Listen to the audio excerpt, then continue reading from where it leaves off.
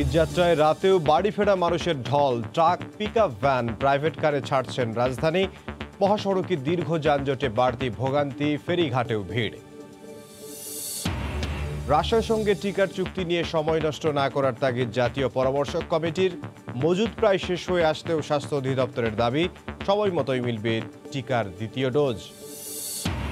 বেগম জিয়ার শারীরিক অবস্থার আরও উন্নতি, বিদেশ যাওয়া নিয়ে সরকারি সিদ্ধান্ত পুনর্বিবেচনার দাবি বিএনপির। আইনের বাইরে যাওয়ার সুযোগ নেই, মত দুদক আইনজীবীর। হকারের বেশে বাসে উঠে চেতনানাশক ওষুধ খাইয়ে মালামাল ও নগদ টাকা লুট। রাজধানীতে অজ্ঞান পার্টির 4 সদস্য গ্রেফতার। ঈদ এলেই বাড়ে তৎপরতা, বলছে পুলিশ।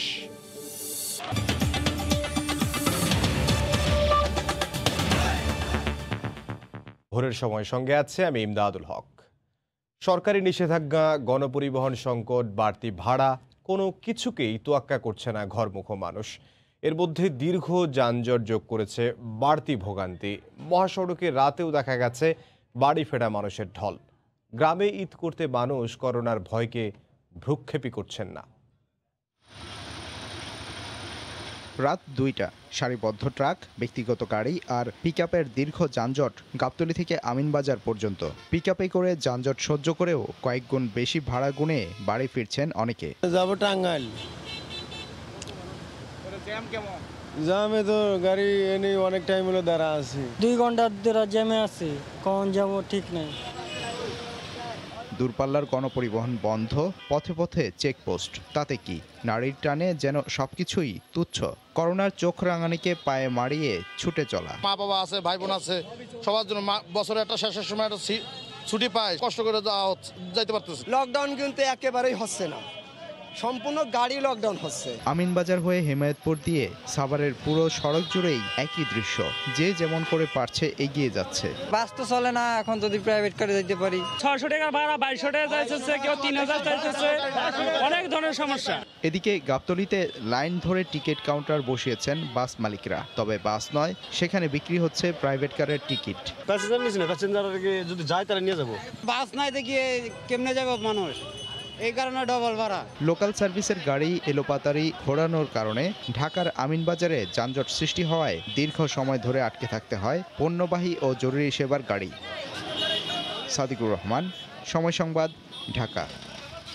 ঢাকা থেকে উত্তরবঙ্গমুখী বিভিন্ন যানবাহনের চাপ বাড়ছে। গণপরিবহন বন্ধ থাকায় মাইক্রোবাস, প্রাইভেট কার ও ট্রাক সহ অন্যান্য যানবাহনে করে বাড়ি ফিরছেন অসংখ্য মানুষ। এ বিষয়ে জানাতে বঙ্গবন্ধু সেতুর পশ্চিম সংযোগ সড়কে আছেন সহকর্মী রিঙ্কু কুণ্ডু। সরাসরি যাচ্ছি তার কাছে। রিঙ্কু। এমদাদ, আসলে ঈদের সময় যত ঘনিয়ে আসছে ততই কিন্তু এই বঙ্গবন্ধু সেতু পশ্চিম সংযোগ মহাসড়কের ঘরমুখো মানুষের চাপ বাড়ছে। আমরা এখন দাঁড়িয়ে আছি বঙ্গবন্ধু সেতু পশ্চিম সংযোগ মহাসড়কের কড্ডার মোড় এলাকায়। আমরা ভোর থেকে দেখছি যে ঢাকা থেকে উত্তরবঙ্গগামী যে সকল পরিবহন রয়েছে, অর্থাৎ যাত্রীবাহী বাস বন্ধ থাকলেও কিন্তু ট্রাক, মাইক্রো এবং প্রাইভেট কার এ সকল ব্যক্তিগত গাড়িতে করেই কিন্তু আসলে মানুষ ঈদে ঘরে ফিরছে। আমরা দেখছি যে গত দুদিনের থেকে আজকে কিন্তু গাড়ির চাপ অনেকটা আমরা লক্ষ্য করছি এবং সময় যত গড়াচ্ছে সেই গাড়ির চাপ কিন্তু বাড়ছে। এবং আজকে মহাসড়কের এই রাজধানী থেকে ঢাকা থেকে উত্তরবঙ্গগামী যেসব পরিবহন রয়েছে সেগুলোর আসলে এই সিরাজগঞ্জের এই কড্ডারমোড় এলাকা আমরা দেখছি যে যানজটের সৃষ্টি না হলেও যানবাহনে কিন্তু একটি দীর্ঘ সারি রয়েছে এবং এই অতিরিক্ত যানবাহনের চাপের কারণে যানবাহনগুলো কিন্তু অনেকটা ধীর গতিতে চলাচল করতে হচ্ছে। আর যাত্রীদের কথা যদি বলি, আমরা দেখেছি যে ট্রাকের ওপরে কেবিনের জেকে করে বিভিন্ন উপায়ে কিন্তু যে যেভাবে পারছে সেভাবে কিন্তু বাড়িতে ফিরছে। আমরা লক্ষ্য করছি যে এই মহাসড়কের দিয়েই যে সকল যাত্রীরা তাদের বাড়িতে ফিরছে তারা কিন্তু আসলে স্বাস্থ্যবিধির কথা যদি বলি তারা কিন্তু সেটি মানছে না। কারণ আমরা দেখেছি যে মাইক্রোবাসে 15 থেকে 16 জনও কিন্তু আসলে উঠেছে এবং সেখানে স্বাস্থ্যবিধির কোনো আমরা কিন্তু আসলে দেখিনি। আর একটা বিষয় যে আপনাকে জানিয়ে রাখি যে এই বঙ্গবন্ধু সেতু পশ্চিম সংযোগ মহাসড়ক দিয়ে উত্তর এবং দক্ষিণবঙ্গের মোট 27টি জেলার কিন্তু আসলে যানবাহন চলাচল করে। এই ঈদের সময় আসলে এই মহাসড়কে যানবাহনের অতিরিক্ত চাপ সৃষ্টি হয় এবং প্রতি বছরই আমরা দেখেছি যে এই অতিরিক্ত যানবাহনের কারণে কিন্তু দীর্ঘ যানজটের সৃষ্টি হয়। তো আজকে যানজট সৃষ্টি না হলেও এই বঙ্গবন্ধু সেতু পশ্চিম গোল চত্বর থেকে হাটিকুমড়োর পর্যন্ত আমরা দেখেছি যে প্রায় 15 থেকে 20 কিলোমিটার এলাকা জুড়ে এই যানবাহনের দীর্ঘ সারি রয়েছে এবং অনেকটা ধীর গতিতে থেমে থেমে চলাচল করতে হচ্ছে এই যানবাহনগুলোকে। আমরা এখনো দেখছি যে প্রচুর পরিমাণ এই গাড়ি কিন্তু আসছে, যেহেতু যাত্রীবাহী বাস কিন্তু চলাচল বন্ধ। সেই ক্ষেত্রে ঢাকা থেকে উত্তরবঙ্গগামী এবং দক্ষিণবঙ্গগামী যে সকল যাত্রীরা রয়েছে তারা কিন্তু এই সকল গাড়ি অর্থাৎ ট্রাক, মাইক্রো এবং প্রাইভেট কার এগুলো করে কিন্তু আসলে তারা বাড়ি ফিরছে। পাশাপাশি আমরা দেখেছি যে মোটর সাইকেলে করেও আসলে অনেকেই বাড়ি ফিরছে। এগুলো কিন্তু আসলে ব্যক্তিগত মোটর সাইকেলের থেকে ভাড়া করা মোটর সাইকেল আসলে বেশি আমরা দেখেছি। তো এখনো প্রচুর পরিমাণ গাড়ি কিন্তু এই উত্তরবঙ্গের দিকে ঢুকছে এবং সকাল থেকে এই মহাসড়কের অতিরিক্ত যানবাহনের নিয়ন্ত্রণে কিন্তু হাইওয়ে পুলিশ এবং পাশাপাশি জেলা পুলিশ এবং বঙ্গবন্ধু সেতু পশ্চিম থানা পুলিশ কিন্তু কাজ করে যাচ্ছে এবং মহাসড়কের কড্ডার মোড়, চান্দাইকোনা, হাটিকুমরুল, গোল চত্বর সহ বিভিন্ন পয়েন্টে কিন্তু তারা এই অতিরিক্ত যানজট বা যানবাহনের চাপ নিরসনে কিন্তু তারা কাজ করছে এবং বেলা বাড়ার সাথে সাথে এই যানবাহনের পরিমাণ কিন্তু বাড়ছে। আমরা গত দুদিনও দেখেছি যে এত পরিমাণ কিন্তু আসলে যানবাহন ছিল না, কিন্তু আজকে এই ঈদের সময় যত ঘনিয়ে আসছে এই যানবাহনের চাপ কিন্তু আসলে আমরা বেশি লক্ষ্য করছি এবং ব্যক্তিগত গাড়ির সংখ্যায় কিন্তু বেশি। আমরা দেখেছি যে মাইক্রোবাস এবং প্রাইভেট কারে কিন্তু আসলে মানুষ বেশি এই ঈদে ঘরমুখ মানুষ তারা বাড়ি ফিরছে এবং বঙ্গবন্ধু সেতু পশ্চিম থানা পুলিশের যিনি অফিসার ইনচার্জ আছেন মোকাদ্দেস আলী, তিনি কিন্তু আমাদেরকে জানিয়েছেন যে যেহেতু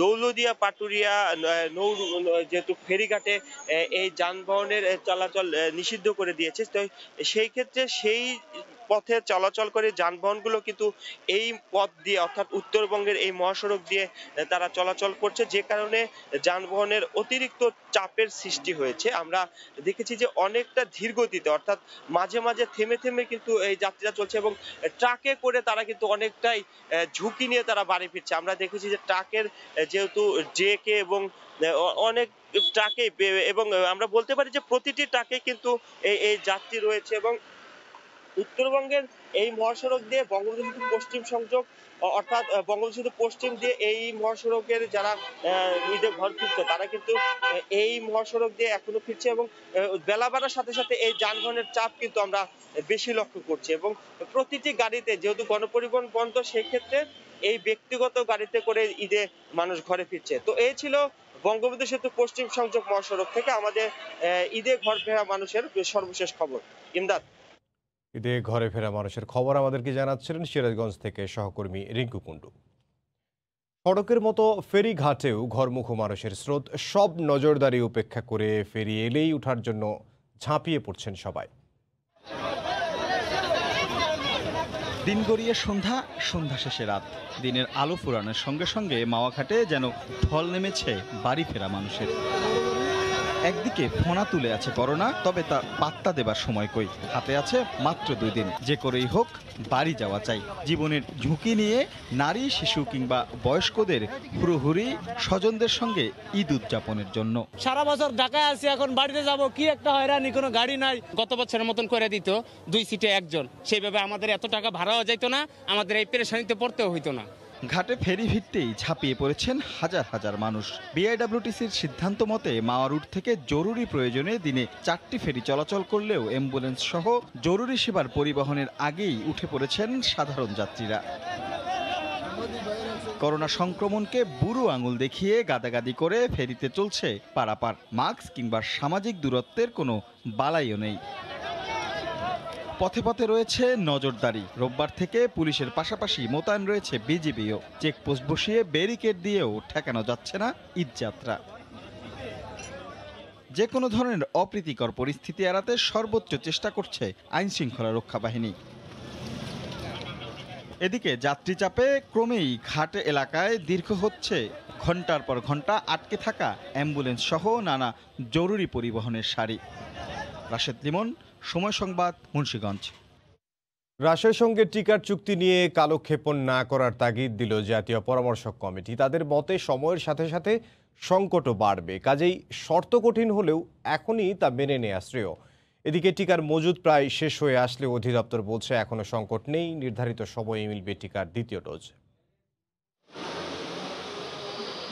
ইতালি, স্পেন কিংবা আশেপাশের আরও অনেক দেশকে পেছনে ফেলে ফেব্রুয়ারিতে টিকাদান কর্মসূচি শুরু করে বাংলাদেশ। 3 মাস পরে এসে অনেকটাই অনিশ্চয়তায় দেশের ভ্যাকসিনেশন কার্যক্রম। সপ্তাহখানেক বাদেই ফুরিয়ে যাবে টিকার মজুত। মাথার উপর 13.5 লাখ মানুষের দ্বিতীয় ডোজের চাপ।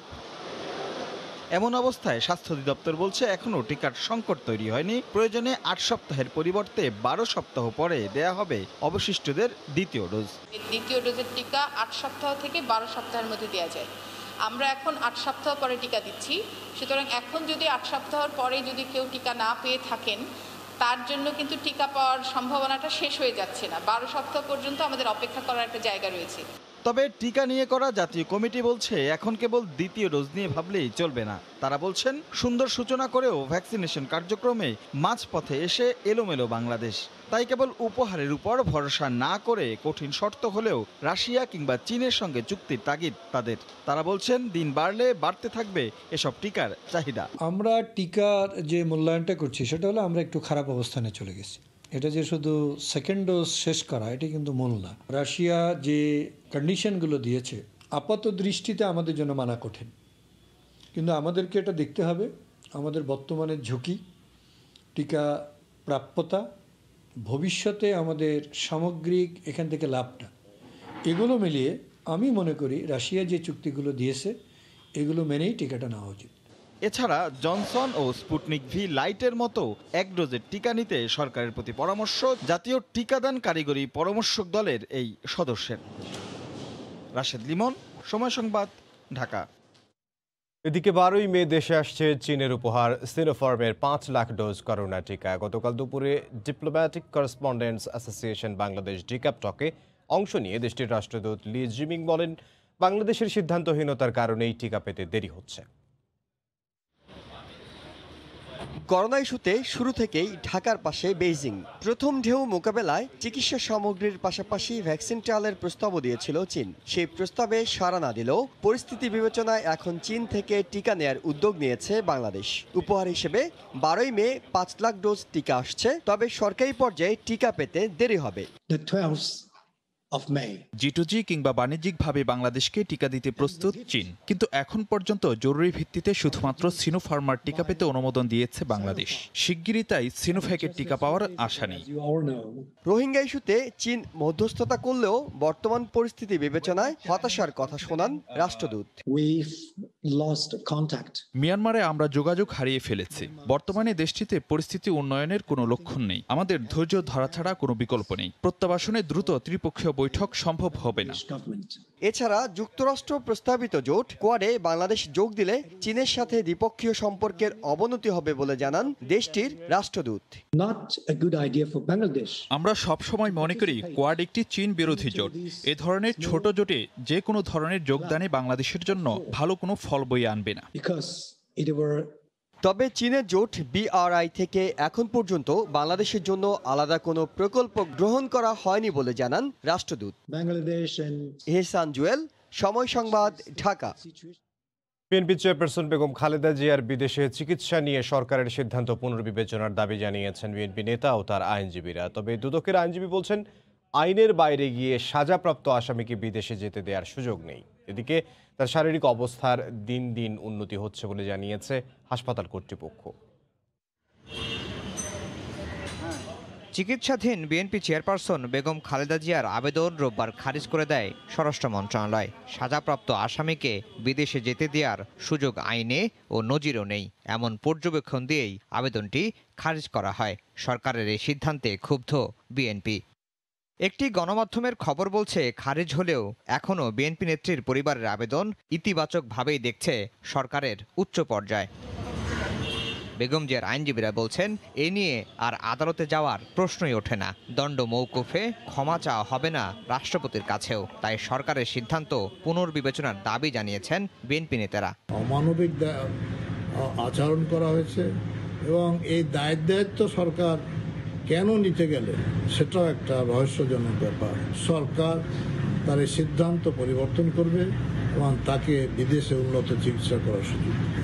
তারপরে অনুরোধ জানাচ্ছি, যেহেতু তার শারীরিক অবস্থার অবনতি হচ্ছে ক্রমাগত, তাকে বিদেশে চিকিৎসা নেওয়ার সুযোগ দেওয়া হোক। দুদক আইনজীবী বলছেন, আইনের বাইরে গিয়ে দণ্ডপ্রাপ্ত ব্যক্তির বিদেশে চিকিৎসার কোনো সুযোগ নেই। খালেদা জিয়ার বর্তমান legal status as a convicted person, কাজে কনভিক্টেডের ক্ষেত্রে 401-এর তো কোথাও 74 মধ্যে আসছে না, ও সরকারের ক্ষমতা আছে।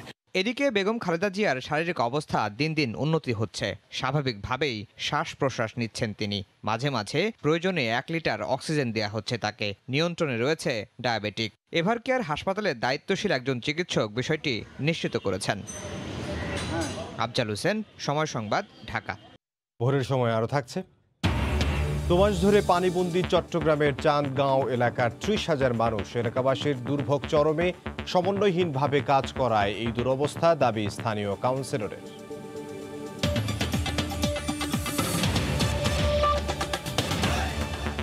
শেষ হওয়ার পথে কেন্দ্রীয় অক্সিজেন প্ল্যান্টের কাজ। গাইবান্ধা থেকে রংপুর কিংবা বগুড়ায় আর ছুটতে হবে না অক্সিজেনের জন্য। জেলা হাসপাতালেই মিলবে কৃত্রিম এই প্রাণবায়ু। এতে শ্বাসকষ্টজনিত রোগীদের দুর্ভোগ লাঘবের পাশাপাশি কমবে করোনা আক্রান্তদের মৃত্যু ঝুঁকিও। আতাউল হক সাগরের ক্যামেরায় হেদায়েতুল ইসলাম বাবুর রিপোর্ট।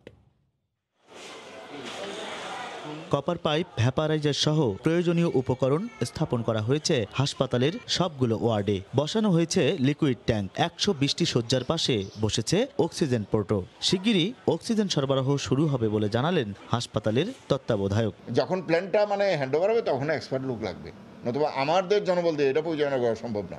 কিন্তু আমরা কিন্তু রোগীদের অক্সিজেন সাপ্লাই কিন্তু এই মুহূর্তেই আমরা দিতে পারতেছি। ভ্যাকুয়াম প্লান্ট ও এয়ার প্লান্টও স্থাপন করা হয়েছে। বিদ্যুৎ সংযোগ আর প্লান্ট কক্ষের বাকি কাজ শেষ হলেই চালু হবে কেন্দ্রীয় এই অক্সিজেন প্লান্ট। এদের আগে অথবা এদের পরে আমাদের শেষ হয়ে যাবে, হলেই আমরা সেন্ট্রাল এই প্লান্ট থেকে আমরা সেন্ট্রাল অক্সিজেন সাপ্লাই দিতে পারবো ওখানে।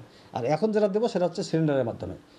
সিলিন্ডার আমাদের একাধিক সিলিন্ডার আছে, যেটা বললাম 49 সিলিন্ডার আছে আমাদের। চিকিৎসকরা বলছেন, জেলা পর্যায়ে কেন্দ্রীয় অক্সিজেন প্লান্ট নির্মাণের সিদ্ধান্ত সরকারের যুগান্তকারী পদক্ষেপ। করোনা আক্রান্ত শ্বাসকষ্ট রোগী যারা, তাদের 30, 40, ইভেন 50 লিটার পর্যন্ত অক্সিজেন পার মিনিটে লাগতে পারে। এটা যদি আমরা যে সেন্ট্রাল অক্সিজেন সাপ্লাই সিস্টেমের পাইপের সঙ্গে সংযুক্ত করে করোনা আক্রান্ত পেশেন্টদেরকে দিতে পারি, তাহলে তারা উপকৃত হবে। সরকারের স্বাস্থ্য প্রকৌশল অধিদপ্তরের আওতায় 3,97 লাখ টাকা ব্যয়ে কেন্দ্রীয় অক্সিজেন প্লান্টটি নির্মাণ করছে স্পেকট্রা ইন্টারন্যাশনাল লিমিটেড। হেদায়েতুল ইসলাম বাবু, সময় সংবাদ, গাইবান্ধা। করোনা সংক্রমণের ঝুঁকির মধ্যে রাঙামাটিতে তাঁত পণ্যের কারখানা চালু রেখেছেন ব্যবসায়ীরা। ঈদকে সামনে রেখে বাড়তি চাহিদা এবং শ্রমিকদের পরিবারের কথা মাথায় রেখে সীমিত পরিসরে চলছে উৎপাদন। লকডাউনে ক্রেতারা আসতে না পারলেও লোকসানে পড়তে হবে তাদের। চেম্বার নেতারা অবশ্য তাদের জন্য সরকারের কাছে ঋণের সুপারিশ করার আশ্বাস দিয়েছেন। হেফাজত সবুজের পাঠানো তথ্য ও ছবি নিয়ে রিপোর্ট। পাহাড়ের ঐতিহ্যবাহী তাঁতপণ্য বরাবরই স্থানীয়দের পছন্দের শীর্ষে। 80-র দশকে তাঁতপণ্য বাণিজ্যিকরণের পর রাঙামাটিতে এ শিল্পের প্রসার ঘটে। ফলে এখানকার শতাধিক কারখানায় কয়েক হাজার মানুষের কর্মসংস্থান সৃষ্টি হয়। আর পর্যটন এলাকা হওয়ায় পাহাড়ি জনগোষ্ঠীর তৈরি এ তাঁতপণ্যের চাহিদাও বাড়ে। তবে করোনার ধাক্কায় 1 বছরেরও বেশি সময় ধরে বিপর্যয়ের মুখে এখানকার তাঁত শিল্প। সংসারের অর্থনীতির চাকা চালু রাখতে লকডাউনের মধ্যেও কাজ করছেন শ্রমিকরা। তাঁতকল মালিকরা বলছেন, ঈদকে সামনে রেখে ধার দেনা করেও পণ্য উৎপাদন চালু রাখা হয়েছে। তবে ক্রেতা না আসলে আবারও লোকসানের মুখে পড়বেন তারা। আমরা অনেক কষ্টে আছি, এখন পুরোপুরি কাজ করতে পারি না। ঈদের জন্য বাচ্চাদের কাপড় চোপড় নিতে হবে, সবার বাচ্চারা কাপড় নেবে, আমরা কিভাবে নেব? খুব অসহায়, এটা দিয়ে তারা চলাফেরা করে এবং যেখানে 10 টাকা এখানে 5 টাকা ওদেরকে দিয়ে এইভাবে চালাইতেছি। যদি আবার লকডাউন হতে পারে, বেচা কিনা মন করার পার নাই, আমরা আপনার বন্ধ করে দিতে করতেছি। ব্যবসায়ীদের এই দুর্দিনে তাদের পাশে দাঁড়ানোর আশ্বাস দিয়েছেন চেম্বার নেতারা। প্রত্যেকটি ব্যাংকের সাথে আলাপ আলোচনা করেছি যাতে 3 to 4% মাধ্যমে টেক্সটাইলগুলোকে লোন দেওয়া হয়। জেলা চেম্বারের তথ্য মতে রাঙামাটিতে অর্ধশতাধিক তাঁত কারখানায় প্রায় 5,000 শ্রমিক কাজ করছেন। সময় সংবাদ, রাঙামাটি। চট্টগ্রামের চাঁদগাঁও এলাকায় 2 মাস ধরে পানিবন্দী অবস্থায় চরম দুর্ভোগে দিন কাটাচ্ছে 30,000 মানুষ। সেই সাথে বেড়ে গেছে তীব্র মশার উৎপাত। বাঁধ দিয়ে জলাবদ্ধতা প্রকল্পের কাজ চলায় এ অবস্থার সৃষ্টি হয়েছে বলে অভিযোগ এলাকাবাসীর। সমন্বয়হীনভাবে কাজ করার কারণে এই দুরবস্থা বলে দাবি স্থানীয় কাউন্সিলরের। তবে বর্ষার আগেই সমস্যা সমাধানের আশা চট্টগ্রাম উন্নয়ন কর্তৃপক্ষের। বিস্তারিত জানাচ্ছেন পার্থপ্রতিম বিশ্বাস। দীর্ঘ 2 মাস নালার পানি চলাচল বন্ধ রয়েছে নগরীর চাঁদগাঁও, চন্দ্রিমা, পুরাতন চাঁদগাঁও সহ আশপাশের এলাকায়। এতে করে চরম দুর্ভোগে অন্তত 30,000 বাসিন্দা। সেই সাথে বিভিন্ন সরকারি অফিসের নিচে পানি জমে থাকায় চলাচলে ভোগান্তির সীমা নেই কর্মচারীদের। জলাবদ্ধতা প্রকল্পের কাজের অংশ হিসেবে বাদ দিয়ে কাজ করায় 2 মাস ধরে অবস্থার সৃষ্টি হয়েছে। পানি চলাচলে বিকল্প পথ না থাকায় এলাকার ছোট বড় সব নালার পানি জমে প্রচণ্ড দুর্গন্ধ ছড়াচ্ছে। জমে থাকা ময়লা পানি নিচু বাড়িঘরেও ঢুকে পড়েছে। পানি জমে থাকায় বেড়েছে মশার প্রকোপ। বিকল্প পানি চলাচলের পথ না রাখায় এই সমস্যাটা সৃষ্টি হয়েছে। পানির মধ্যে নোংরা, এগুলো তো সেফটি ট্যাঙ্কের পানি সহ আসতেছে। বর্ষালে দেখেন আপনি আইয়া পানি হয়ে যায় বা বক পানির হরির মতো হয়ে যায়। কাজ শুরু করার আগে দুই পক্ষের মধ্যে সমন্বয় না থাকায় এই অবস্থার সৃষ্টি হয়েছে বলে অভিযোগ চাঁদগাঁও ওয়ার্ডে সিটি কর্পোরেশন কাউন্সিলরের। সিরিয়ার যে প্রকল্পটা ওটা আমাদের সাথে সমন্বয়ভাবে কি করছে না। আমাদের সাথে যদি তারা পরামর্শ নেয় ইনশাল্লাহ তারাও সমাধান দিতে পারবে। দুর্ভোগ সাময়িক দাবি করে জুনের মধ্যে সমস্যার সমাধানের আশা চট্টগ্রাম উন্নয়ন কর্তৃপক্ষের। কিছুটা হয়তো অসুবিধা থাকবে, এটা সাময়িক। আমরা কিন্তু জুনের লাস্টের দিকে যখন ম্যাসিভ ড্রেন শুরু হবে তার আগে কিন্তু প্রোগ্রেসটা আমার ম্যাক্সিমাম হয়ে যাবে। আমরা ওয়াল করে ফেলবো, তারপর আমরা ড্রেন ছেড়ে দিব, আমরা কেটে ফেলবো। চট্টগ্রাম উন্নয়ন কর্তৃপক্ষের 5,500 কোটি টাকার জলাবদ্ধতা প্রকল্পের কাজ শুরু হয় 2017 সালের জুলাইয়ে। পার্থপ্রতিম বিশ্বাস, সময় সংবাদ, চট্টগ্রাম। ভোরের সময় আরও থাকছে। অস্ত্র মামলার আসামির সঙ্গে নামের মিল থাকায় ময়মনসিংহে বিনা দোষে জেল খেটে ছাড়া পেলেন এক শারীরিক প্রতিবন্ধী যুবক। গা ঢাকা দিয়েছে মূল আসামি।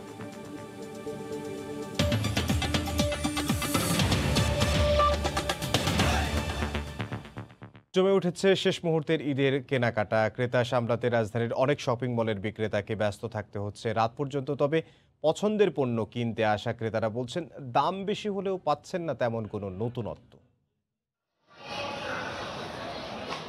ঈদ উপলক্ষে শেষ মুহূর্তের কেনাকাটা, তাই মনোযোগটা একটু বেশি। কেউ এসেছেন পরিবার পরিজন সবার সঙ্গে, কেউ এসেছেন পরিবারের সবার জন্য জামা কাপড় সহ দরকারি পণ্য কিনতে। আবার নিজের জন্য কেনাকাটা শেষে উপহার সামগ্রী কিনতে এসেছেন কেউ কেউ। সরকারি ছুটির দিন হওয়ায় অনেকেই অনেক সময় নিয়ে সারছেন তাদের কেনাকাটা। আমি লেহেঙ্গা কিনছি, আমার আব্বুর জন্য পাঞ্জাবি, আমার ভাইদের জন্য শার্ট প্যান্ট, মেয়ের জন্য 2টা ড্রেস কিনতে আসছি। এখন কসমেটিক্স, জুতা এগুলোই বাকি আছে। আমি এখনো চোখে পড়ে না যে এটা নতুন আসছে। গিফট দরকার ছিল, এটা ওইটা কেনার জন্য আসছে। লিপস্টিক, জুতা এগুলো আর কি কিনতে আসছি। আর এমনি আমার সব শপিং কমপ্লিট। সকালে এসেছি, এতক্ষণ ধরে শপিংই করছি সবাই মিলে। প্রতিটি দোকানেই দেখা গেল বেশ ভিড়। সন্ধ্যার পর যেন মার্কেটে নামে ক্রেতাদের আরেক দফা ঢল। ক্রেতাদের চাহিদা মেটাতে তাই বেগ পেতে হয় দোকানিদের। ছুটির দিন হিসেবে বেচাকেনা খুব ভালো আছে। হাই লেভেলের কাস্টমারটা এখন বেশি আসছে। 12টা, 12:30 পর্যন্ত কাস্টমার একদম উচ্চ ভরা ভিড় থাকে মার্কেটে। আমাদের বড় আইটেমের চেয়ে বাচ্চাদের আইটেমটা একটু বেশি আর কি চলতেছে। রমজানের বাকি কয়দিনও এমনই ক্রেতা সমাগম হবে বলে প্রত্যাশা বিক্রেতাদের। কামরুল হাসান সবুজ, সময় সংবাদ, ঢাকা। কেরানীগঞ্জ মডেল থানা এলাকায় মুক্তিযোদ্ধা ও আওয়ামী লীগের স্থানীয় নেতাকর্মীদের মাঝে ঈদ উপহার বিতরণ করা হয়েছে। আওয়ামী লীগ নেতা অ্যাডভোকেট কামরুল ইসলাম এমপির পক্ষ থেকে এই উপহার সামগ্রী তুলে দেওয়া হয়। ঈদ সামনে রেখে কেরানীগঞ্জ মডেল থানাধীন মুক্তিযোদ্ধা ও দলীয় নেতাকর্মীদের মাঝে ঈদ উপহার দেওয়ার আয়োজন করা হয়। ভার্চুয়ালি এ কার্যক্রমের উদ্বোধন করে আওয়ামী লীগ নেতা অ্যাডভোকেট কামরুল ইসলাম এমপি বলেন, মুক্তিযুদ্ধের স্মৃতি সংরক্ষণে উচ্চ আদালতের নির্দেশনা মেনেই সোহরাওয়ার্দী উদ্যানের কিছু গাছ কাটা হচ্ছে। মুক্তিযুদ্ধের স্মৃতিচিহ্নগুলো যেগুলো জিয়াউর রহমান ধ্বংস করে দিয়েছিল জাতির জনক বঙ্গবন্ধুকে নির্মমভাবে হত্যা করার পর, সেই ঐতিহাসিক স্থানটিতে হাজার হাজার গাছ কেটে নির্মাণ করেছিল শিশু পার্ক। মহামান্য হাইকোর্টের নির্দেশে সেই ঐতিহাসিক স্থানটিকে সংরক্ষণ করার আমরা ব্যবস্থা করেছি। যেভাবে গাছ কর্তন করা হচ্ছে, আমরা কিন্তু নতুন করে গাছ আমরা বপন করব। এদিকে ঈদ উপহার পেয়ে খুশি মুক্তিযোদ্ধা ও স্থানীয় নেতাকর্মীরা। শাড়ি, ঈদের উপহার আমরা সবাই পেয়েছি। প্রত্যেকটি মুক্তিযোদ্ধা অত্যন্ত খুশি এবং আনন্দিত। স্বাস্থ্যবিধি মেনে ঈদ উপহার বিতরণ অনুষ্ঠানে কেরানীগঞ্জ মডেল থানা আওয়ামী লীগের আহ্বায়ক ইউসুফ আলী চৌধুরী সেলিম, যুগ্ম আহ্বায়ক হাজী শফিউল আজম খান বারকু ও যুগ্ম আহ্বায়ক হাজী আলতাফ হোসেন বিপ্লব উপস্থিত ছিলেন। রোজিনা রুজি, সময় সংবাদ, ঢাকা। সঠিক তথ্য উপাত্ত পেলে তিস্তা প্রকল্পে বিনিয়োগে আগ্রহী চীন। তবে এখনও বাংলাদেশের পক্ষ থেকে আনুষ্ঠানিক কোনো প্রস্তাব পাননি বলে জানিয়েছেন দেশটির রাষ্ট্রদূত লি জিমিং। গতকাল দুপুরে রাজধানীতে এক অনুষ্ঠানে তিনি এ তথ্য জানান।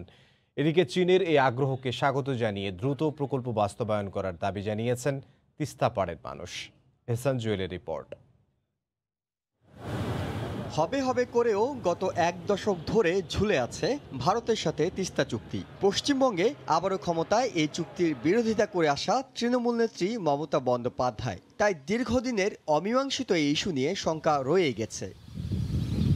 তিস্তার দুঃখ যেন কাটছেই না। প্রাক বর্ষায় বাড়ছে নদীর জল, আবার শুকনো মৌসুমে নদীতে পানি না থাকার ভোগান্তি যেন এই অঞ্চলের নিয়তি। শুকনো মৌসুমে আমাদেরকে কোনো পানি দেয় না, আর বর্ষা মৌসুমে পুরো পানিটা ছেড়ে দেয়। হঠাৎ করে পানি আসলো, উজানে হয়তো বৃষ্টি হয়েছে, আর নাহলে ইন্ডিয়া থেকে পানি দিছে।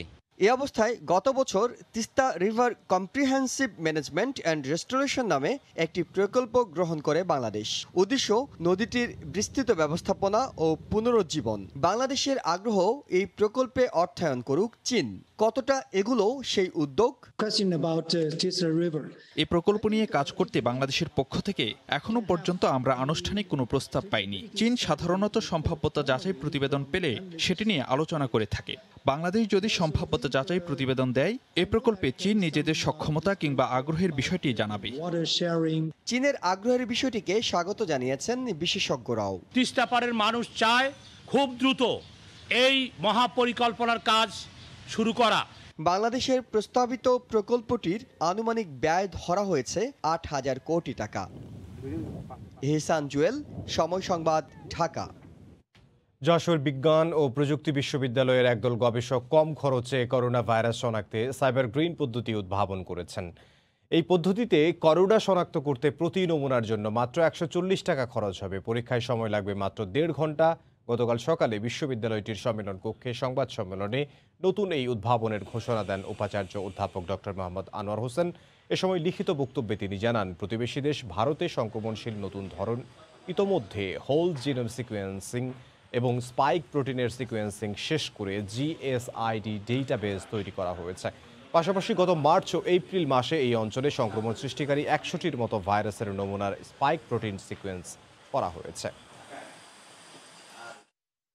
চট্টগ্রামে সমাজের সুবিধাবঞ্চিত মানুষকে ১ টাকায় ঈদের নতুন জামা কাপড় কেনার সুযোগ করে দিয়েছে বিদ্যানন্দ ফাউন্ডেশন। সিএমপির সহযোগিতায় দেশের বিভিন্ন স্থানে চলছে এই কার্যক্রম। এই উদ্যোগে খুশি নিম্ন আয়ের মানুষ। বিস্তারিত জানাচ্ছেন পার্থপ্রতিম বিশ্বাস। নগরীর চাকতা এলাকায় পরিবারের সঙ্গে থাকেন সাদিয়া। বাবা ভ্যান গাড়ি চালিয়ে সংসারে জীবিকা নির্বাহ করেন। ঈদ আসলেও নতুন জামা কেনা সম্ভব হয়নি। সিএমপি বিদ্যানন্দের আয়োজনে ১ টাকায় নতুন জামা কিনতে পেরে খুশি সাদিয়া। ১ টাকা দিয়ে কাপড় নিচ্ছি, আমার থেকে ঈদের জন্য খুব ভালো হয়েছে। শুধু সাদিয়া নয়, সমাজের সুবিধাবঞ্চিত নির্ময়ের মানুষ অস্থায়ী মার্কেট থেকে ইচ্ছামতো নিতে পারছে নতুন জামা। সেই সাথে বিস্কুট সহ নিয়ে যাচ্ছে বিভিন্ন খাদ্য সামগ্রীও। ঈদের সময় চিনি আল্লাহ রহমতে, আল্লাহ শুকরিয়া আল্লাহ কাছে। একটা পাইছি যে খুব ভালো, আজ তো আনন্দ ঈদের মতো লাগছে। বিদ্যানন্দের এই ধরনের মানবিক উদ্যোগের পাশে থাকতে পেরে খুশি সিএমপি। আমরা তাদের এই নিরাপত্তা সহযোগিতাটা করছি এবং পরবর্তীতে আমরা আশা আছি এই সহযোগিতার ক্ষেত্রটি আরো বড় করতে পারে কিনা। শুধু চট্টগ্রাম নয়, দেশের বিভিন্ন এলাকায় একযোগে কার্যক্রম চলছে বলে জানান বিদ্যানন্দের স্বেচ্ছাসেবক প্রধান। কাল থেকে আমরা নারায়ণগঞ্জ, রাজশাহী এবং রংপুরে শুরু হচ্ছে। আর আমাদের সবচেয়ে বেশি টার্গেট থাকে যাতে ওইসব প্রান্তিক এলাকায় যাতে হয়। প্রতিদিন স্বাস্থ্যবিধি মেনে ৩০০ সুবিধাবঞ্চিত মানুষকে নতুন কাপড় দেওয়া হচ্ছে। পার্থপ্রতিম বিশ্বাস, সময় সংবাদ, চট্টগ্রাম। চট্টগ্রামে ৫ শতাধিক এতিম শিশু ও অসহায় পরিবারকে ঈদ উপহার দিয়েছে বিমান বাহিনী। সকালে জহুরুল হক ঘাঁটির পাশের একটি মাঠে অসহায় মানুষ ও এতিম শিশুদের হাতে ঈদ উপহার তুলে দেন air vice marshal ASM Fakhrul Islam. এ সময় শাড়ি, পাঞ্জাবি এবং সেমাই সহ ঈদের নানা খাদ্য সামগ্রী বিতরণ করা হয়। মূলত স্বাধীনতার সুবর্ণ জয়ন্তী উপলক্ষে অসহায় মানুষদের নানাভাবে সহযোগিতা করে আসছে বিমান বাহিনী। এমনকি করোনা ভ্যাকসিন দেওয়ার ক্ষেত্রেও স্থানীয়দের সহযোগিতা করছে বিমান বাহিনী।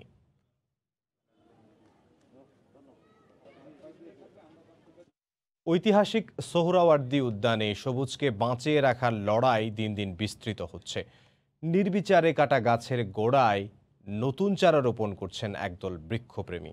প্রকৃতি বাঁচানোর দাবিতে কাটার জন্য চিহ্নিত গাছগুলোকেও এরই মধ্যে নামকরণ করা হয়েছে বীর মুক্তিযোদ্ধাদের নামে। বিস্তারিত জানাচ্ছেন তাজওয়ার মাহমিদ। কিছুদিন আগে ঐতিহাসিক সোহরাওয়ার্দী উদ্যানের সবুজে ঘেরা সৌন্দর্য মোহিত করত মানুষকে। ঐতিহাসিক গাছগুলো কেটে ফেলায় নেই আগের মতো শোভা। গাছ কেটে স্থাপনা নির্মাণে বিরোধিতা করে শুরু থেকে প্রতিবাদ জানিয়ে আসছে পরিবেশ প্রেমী সহ সাধারণ নগরবাসী। কাটা গাছগুলোর গোড়ায় আবার নতুন করে চারাও রোপণ করেছে একদল বৃক্ষপ্রেমী। যে গাছগুলোকে কাটার জন্য লাল ক্রস এঁকে দেওয়া হয়েছে, সেই জায়গাগুলোকে বাঁচানোর জন্য আমরা প্রত্যেকটা গাছ এক একজন বীর মুক্তিযোদ্ধার নামে আমরা নামকরণ করছি। সম্মান প্রদর্শনের স্বার্থেও তারা যাতে এই গাছপালাগুলোতে হাত না দেন। গাছ বাঁচানোর এই দাবি ইন্টারনেটের বদৌলতে পৌঁছে গেছে অগণিত প্রাণে। নানা বয়সী মানুষ সামিল হয়েছেন ঐতিহাসিক এসব গাছ কেটে ফেলার প্রয়াস রুখে দিতে। যারা আজকে ঘরে বসে আছে, করোনার জন্য কিছু বলতে পারছে না, তাদের প্রতিনিধি হয়ে আমরা কিছু মানুষ এসেছি। আমি সোশ্যাল মিডিয়াতে এটা দেখছি, ভাবছিলাম যে কি করা যায়, কিভাবে গাছগুলোকে বাঁচানো যায়। প্রকৃতি, ঐতিহ্য ও পরিবেশ বাঁচানোর এই লড়াই কোনোভাবে রাজনৈতিক মোড়কে যাতে ভেস্তে না যায় সেই দাবিও অনেকের। গাছকে একটা প্রতিপক্ষ বানিয়ে সবকিছুর মধ্যে একটা রাজনৈতিক কিছু খোঁজা এবং সেটাকে একটা ইস্যু তৈরি করা, এটা অত্যন্ত দুঃখজনক। গাছ তো গাছের জায়গা থাকবে, যেহেতু এটা একটা উদ্যান। শিল্পের মাধ্যমে শুরু করা এই আন্দোলনে সাধারণ মানুষের অংশগ্রহণ মুগ্ধ করেছে পরিবেশ প্রেমীদের। তবে এত আলোচনা সমালোচনার পরও নতুন করে আবারও গাছ কাটায় মর্মাহত তারা। প্রশাসন এই যে গাছ কেটে ফেলার যে প্রশ্নবিদ্ধতা থেকে বাঁচার জন্য এই গাছগুলোকে ঢেকে রাখতেছে, যাতে তাদের গাছ কাটার সংখ্যা যাতে তারা কম দেখাইতে পারে। এক যুগ আগে পরিবেশবিদ অধ্যাপক দ্বিজেন শর্মা উদ্যানকে ঘিরে যে পরিকল্পনা দিয়েছিলেন তা উপেক্ষা করে উদ্যান উন্নয়নের কনক্রিট সন্নিবেশিত নকশায় অসন্তোষও প্রকাশ করেছেন অনেকে। তাজওয়ার মাহমিদ, সময় সংবাদ, ঢাকা। রাজশাহীর নওদাপাড়ায় প্রতিদিন ভোর থেকে বসছে তাজা মাছের বাজার। রোজায় মাছের সরবরাহ বাড়তি থাকায় ভোর থেকেই জমে উঠেছে বেচা কেনা। ক্রেতা বিক্রেতার হাক ডাকে সকাল 9টা পর্যন্ত চলে এই মাছ বাজার। এই মুহূর্তে সেখানে আছেন সহকর্মী রাকিবুল হাসান, সরাসরি যাচ্ছি তার কাছে। রাকিব। ইমদাদ, আপনাকে ধন্যবাদ। প্রত্যেক দিনের মতো আজও সকাল থেকে আমরা যেটি দেখছি রাজশাহী নওদাপাড়া মাছের বাজারে, সেই মাছের যে বাজার সেটি কিন্তু বসেছে এবং সকাল থেকেই ব্যবসায়ী এবং যারা বিক্রেতারা আছেন তাদের হাক ডাকে কিন্তু মাছের দরদাম চলছে। এখানে আপনাকে জানিয়ে রাখি, রাজশাহীর যে 4টি উপজেলা, বিশেষ করে বাগমারা, গোদাগাড়ি এবং দুর্গাপুর, এই সমস্ত জায়গাগুলো থেকে কিন্তু পুকুরে চাষ করা মাছ সব থেকে বেশি আসে। যদিও আপনারা জানেন যে এর পাশাপাশি যে অন্যান্য খাল বিল রয়েছে, বারনয় নদী এবং পদ্মা নদী, সেখান থেকেও কিন্তু ছোট মাছের যে আমদানি সেটি হয়ে থাকে এবং শিব নদী যেটি, সেখান থেকেও কিন্তু ছোট মাছের আজকে আমদানি আমরা বেশ দেখছি অনেক বেশি। এছাড়া চাষের পুকুরে যে সমস্ত মাছ সেগুলোই কিন্তু মূলত এখানে বেশি এসেছে। তবে বাজারে অন্যান্য সময়ে রমজানের আগে যেমনটা আসলে সরবরাহ আমরা লক্ষ্য করেছি, রমজানের মধ্যে কিন্তু সেই সরবরাহটি কম এবং যেহেতু লকডাউন অবস্থায় এবং দেশব্যাপী আসলে যে বাজার খোলার যে সময়টি সেটি খানিকটা কম থাকার কারণে এখানে যারা আড়তদাররা আছেন তারা যেটি দাবি করছেন যে আসলে প্রত্যেক দিন গড়ে যে 100 থেকে 150 ট্রাক মাছ রাজশাহী থেকে সিলেট, ঢাকা, চট্টগ্রাম, নারায়ণগঞ্জ এই সমস্ত জায়গাগুলো নিয়ে যেত, সেটির পরিমাণ কমেছে। কেননা তারা বলছেন যে সেই সমস্ত জায়গা আসলে মাছের চাহিদা তুলনামূলকভাবে কম, যার জন্য কিন্তু পুকুর থেকে যারা মাছ চাষি আছেন তারাও কিন্তু মাছ সংগ্রহ করছেন কম এবং যে পরিমাণ মাছ আনছেন এই সমস্ত আড়তগুলো নেই, সেটি স্থানীয় বাজারের যে চাহিদা সেটি পূরণ করার জন্যই কিন্তু আসলে এখানে নিয়ে আসা হচ্ছে এবং এইখানকার অন্যান্য যে সমস্ত খুচরা বাজার রয়েছে সেই খুচরা বাজারের যারা খুচরা বিক্রেতা তারাই মূলত এখান থেকে মাছগুলো কিনছেন এবং অন্যান্য সময়ের থেকে মাছের দর কিন্তু আসলে বেড়েছে। একটু জানিয়ে রাখি আপনাকে যে আসলে কার্প জাতীয় যে সমস্ত মাছগুলো, যেমন রুই, মিরকা, সিলভার কাপ এবং মিনার কাপ, এই সমস্ত মাছগুলো আগে যেগুলো 170 টাকা কেজি এবং ওজনের ভেদে যে সমস্ত 200 থেকে 250 টাকা ছিল সেগুলো কিন্তু এখন প্রায় 200-250 টাকা থেকে শুরু করে 300-350 টাকা পর্যন্ত কেজি দরে বিক্রি হতে আমরা দেখছি এবং যেগুলো বিলের ছোট মাছ সেগুলো প্রায় 300 থেকে 350 টাকা কেজি এবং বিলের যে পুঁটি মাছ, দেশি পুঁটি আকারে একটি যেটি বড় সেটি 300 টাকা কেজি এবং আকারে যেটি মাঝারি সেটি কিন্তু 200 টাকা কেজি দরে বিক্রি হচ্ছে। এখানে মূলত স্থানীয় বাজারের যারা খুচরা বিক্রেতা তারাই এই মাছগুলো সংগ্রহ করছেন। বাইরে যে পরিমাণ মাছ আসলে যেত সেটি আসলে কমেছে।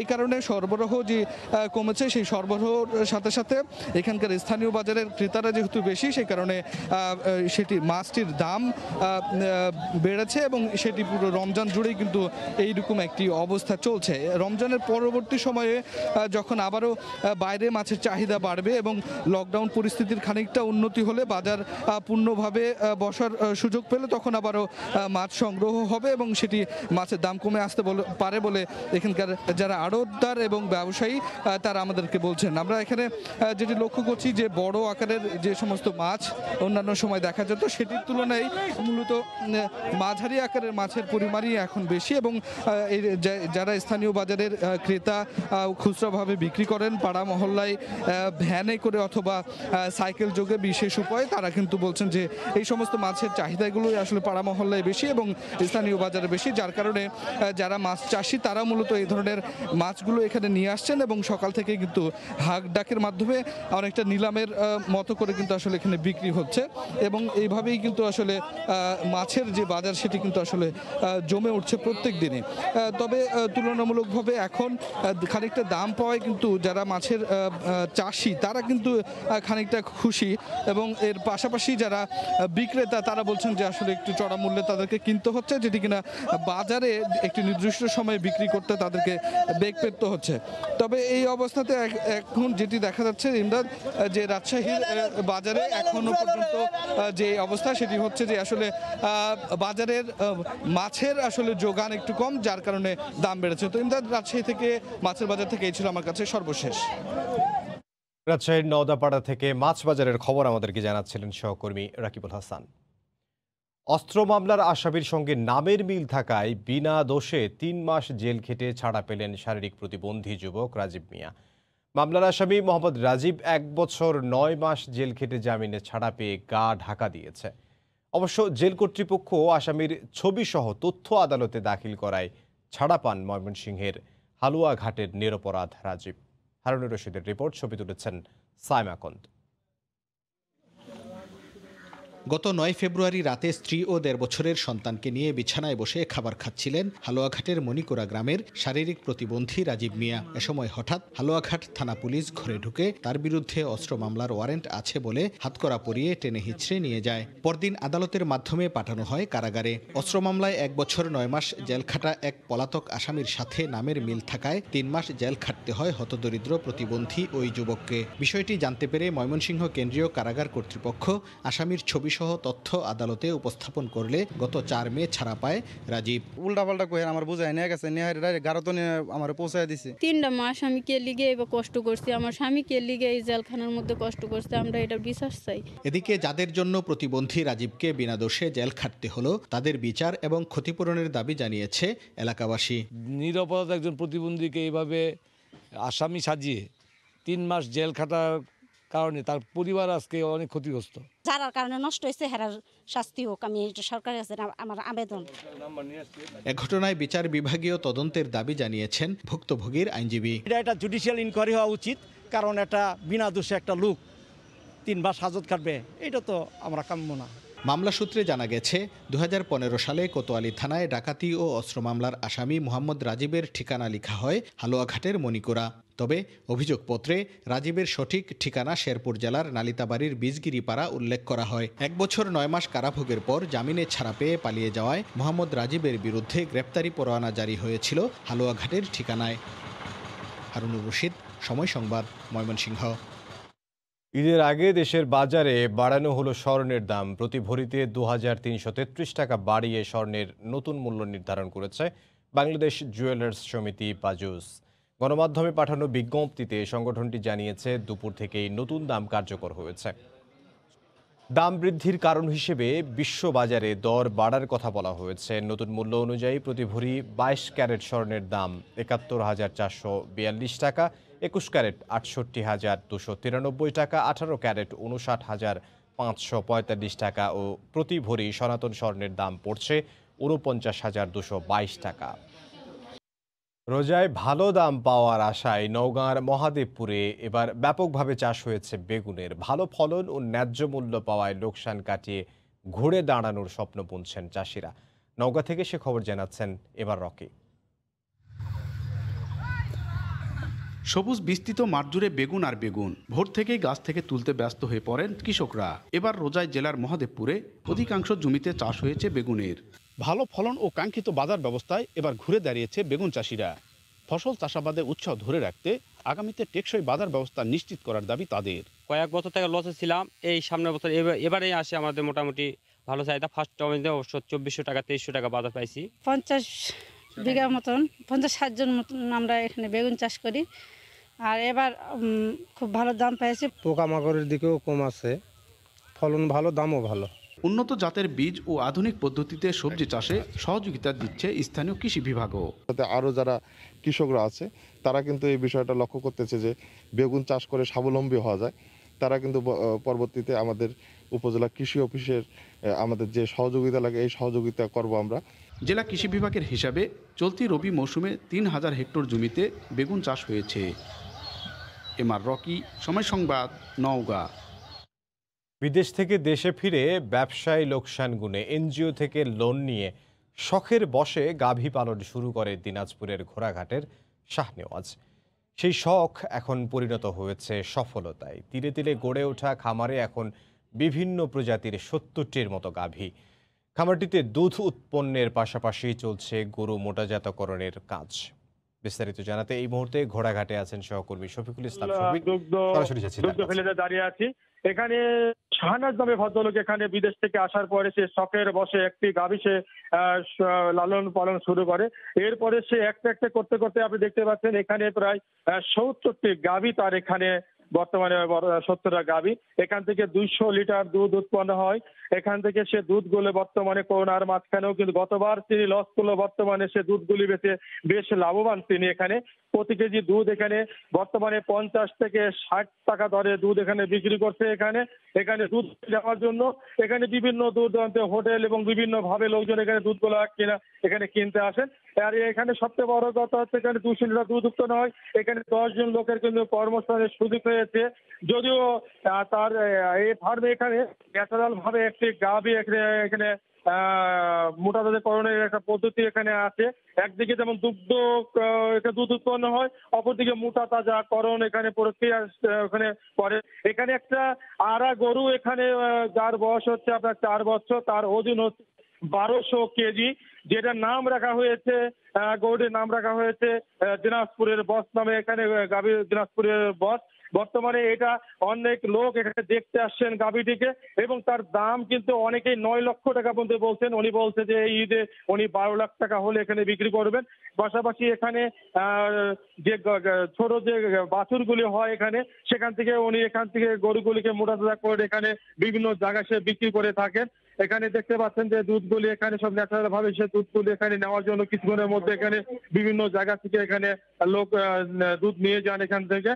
তো সবকিছু মিলে এখানে যে ন্যাচারাল ভাবে যে এখানে দুধের যে এখানে দুগ্ধ ভিলেজটা বলা যেতে পারে যে একটা সফল এখানে শাহনাজ। তো আমি একটু শাহনাজের সাথে একটু কথা বলবো যে আসলে এনার একটা উদ্যোগটা আসলে কিভাবে ব্যবসায় আপনি বলবেন যে। আমি এই খামারটি শখের বসে এই খামারটি শুরু করি এখন আমার এখানে 70টা গাভী। তো এর পাশাপাশি আমি সেটাকে আধুনিক নিয়ে কারণে একটা হচ্ছে নিউট্রিশন আর একটা হচ্ছে আমার এই ডেইরি সেকশনটা। এখান থেকে আমার 200 লিটার দুধ আসে প্রতিদিন। আমি এদের প্রতি খুব যত্নশীল। আর এটার থেকে আমি 10 জন লোককে কর্মসংস্থান করেছি। আরো পাশাপাশি আরো যারা আছে এবং বিভিন্ন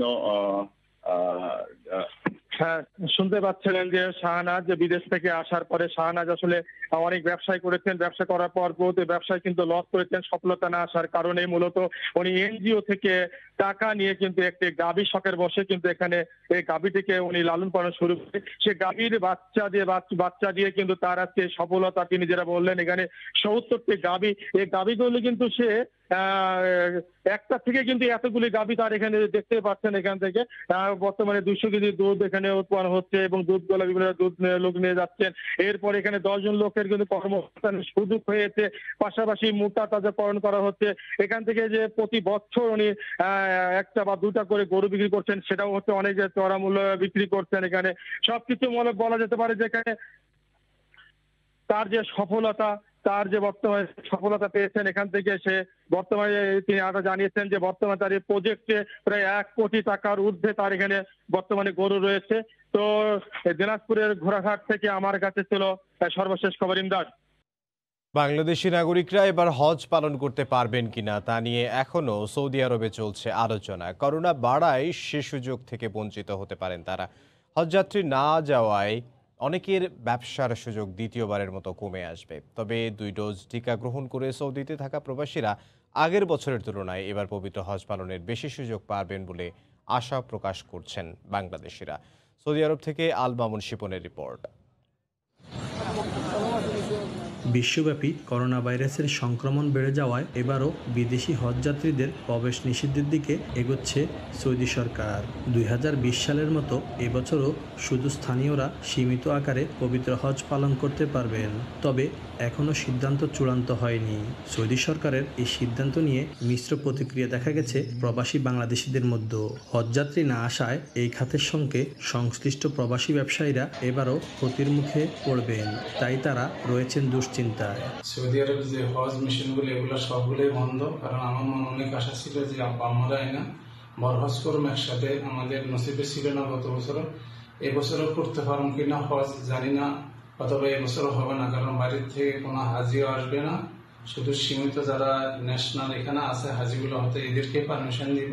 অনেক প্রবাসী আবার মনে করছেন গেলবার খুব কম সংখ্যক প্রবাসী বাংলাদেশি পান হজের সুযোগ। এবার টিকার 2 ডোজ নেওয়া হলে তাদের সংখ্যা বেড়ে যাবে।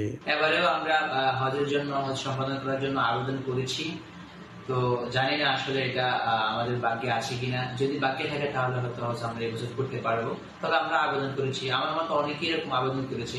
তবে এক্ষেত্রে বড় সমস্যা হলো সৌদি আরবে সব বাংলাদেশি এখনো টিকা গ্রহণ করতে পারেনি। আল মামুন শিপন, সময় সংবাদ, জেদ্দা, সৌদি আরব। করোনার ভারতীয় ভ্যারিয়েন্ট শনাক্ত হওয়ায় আগামী 20 মে থেকে সৌদি আরবে প্রবেশের পর 7 দিনের বাধ্যতামূলক কোয়ারেন্টাইনে থাকতে হবে। সোমবার সন্ধ্যায় সৌদি স্বরাষ্ট্র মন্ত্রণালয় থেকে এক বিবৃতিতে একথা জানানো হয়েছে। এই কোয়ারেন্টাইনের সময়ে থাকতে হবে নিজ খরচে, যা প্রবাসী বাংলাদেশিদের জন্য নতুন করে সমস্যা তৈরি করলো। তবে কয়েকটি ক্ষেত্রে প্রাতিষ্ঠানিক কোয়ারেন্টাইন লাগবে না। এর মধ্যে রয়েছেন সৌদি নাগরিক, তাদের বিদেশি স্বামী স্ত্রী ও গৃহকর্মী।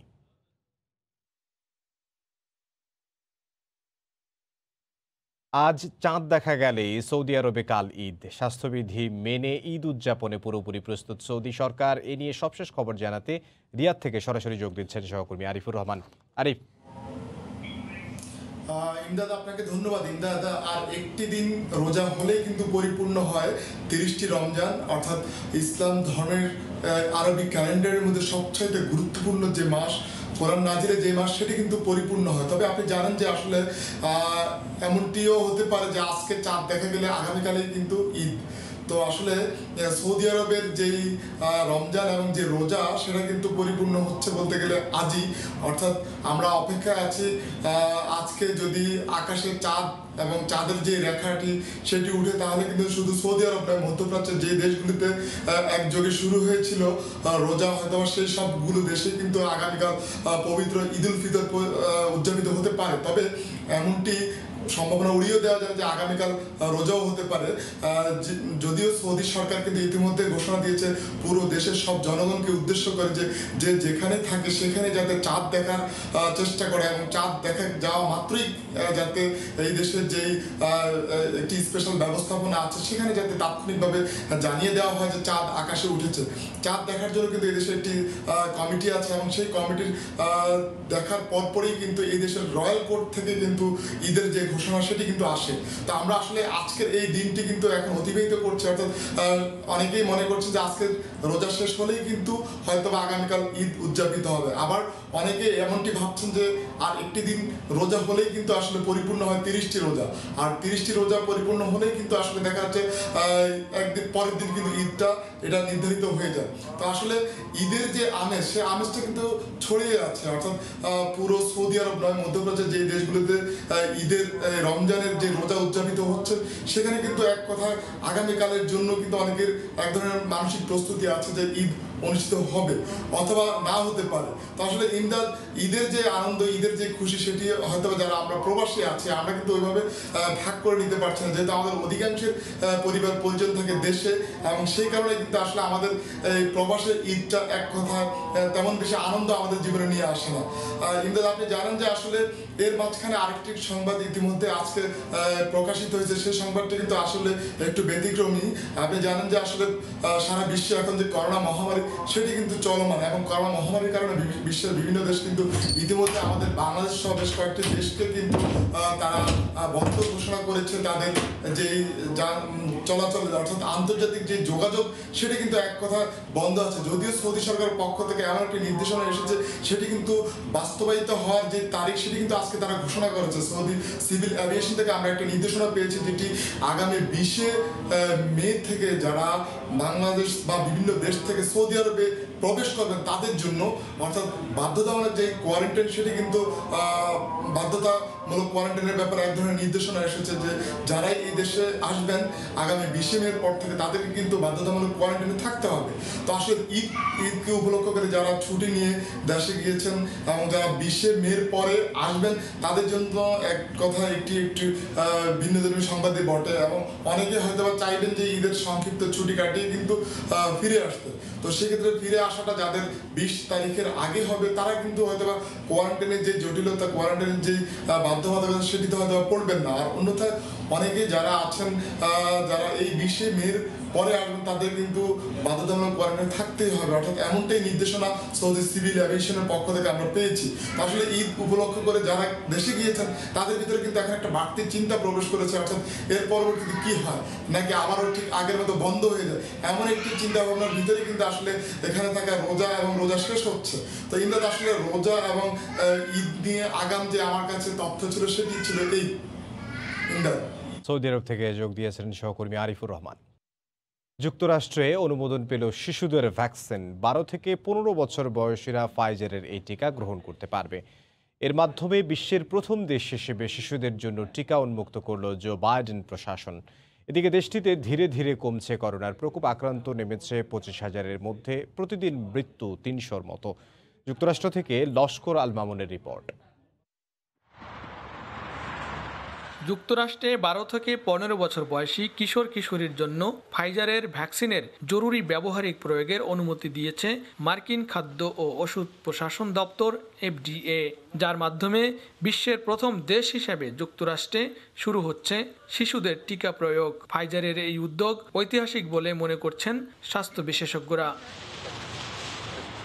কোভিড-19 আক্রান্ত হয়ে যুক্তরাষ্ট্রে এ পর্যন্ত প্রায় 6 লাখ মানুষের মৃত্যু হয়েছে, যার মধ্যে 18 বছরের নিচের বয়সীর সংখ্যা 300 জনেরও বেশি। বিজ্ঞানীরা জানাচ্ছেন পুরো বিশ্বের ভ্যাকসিনেশনের জন্য 12 থেকে 15 বিলিয়ন ডোজ টিকা দরকার। এ পর্যন্ত সব ধরনের টিকা মিলিয়ে করোনা ভ্যাকসিন উৎপাদন হয়েছে কেবল 1.2 বিলিয়ন। এই গতিতে যদি টিকা উৎপাদন হয় তাহলে পৃথিবীর সব প্রাপ্তবয়স্কদের জন্য প্রয়োজনীয় টিকা উৎপাদন করতে সময় লাগবে ডিসেম্বর 2023 সাল পর্যন্ত। আর শিশুদের এ তালিকায় যোগ করলে এ সময় আরও বেশি প্রয়োজন হবে। লস্কর আল মামুন, সময় সংবাদ, যুক্তরাষ্ট্র। করোনা মোকাবিলায় অত্যন্ত সতর্কতার সঙ্গে দেশ পরিচালনা করছে অস্ট্রেলিয়া সরকার। তাতে করোনা পরিস্থিতি নিয়ন্ত্রণে থাকলেও মানসিক অস্থিরতা যেন কাটছে না প্রবাসীদের। এমনকি ঈদের আগে নেই কোনো উৎসবের আমেজও।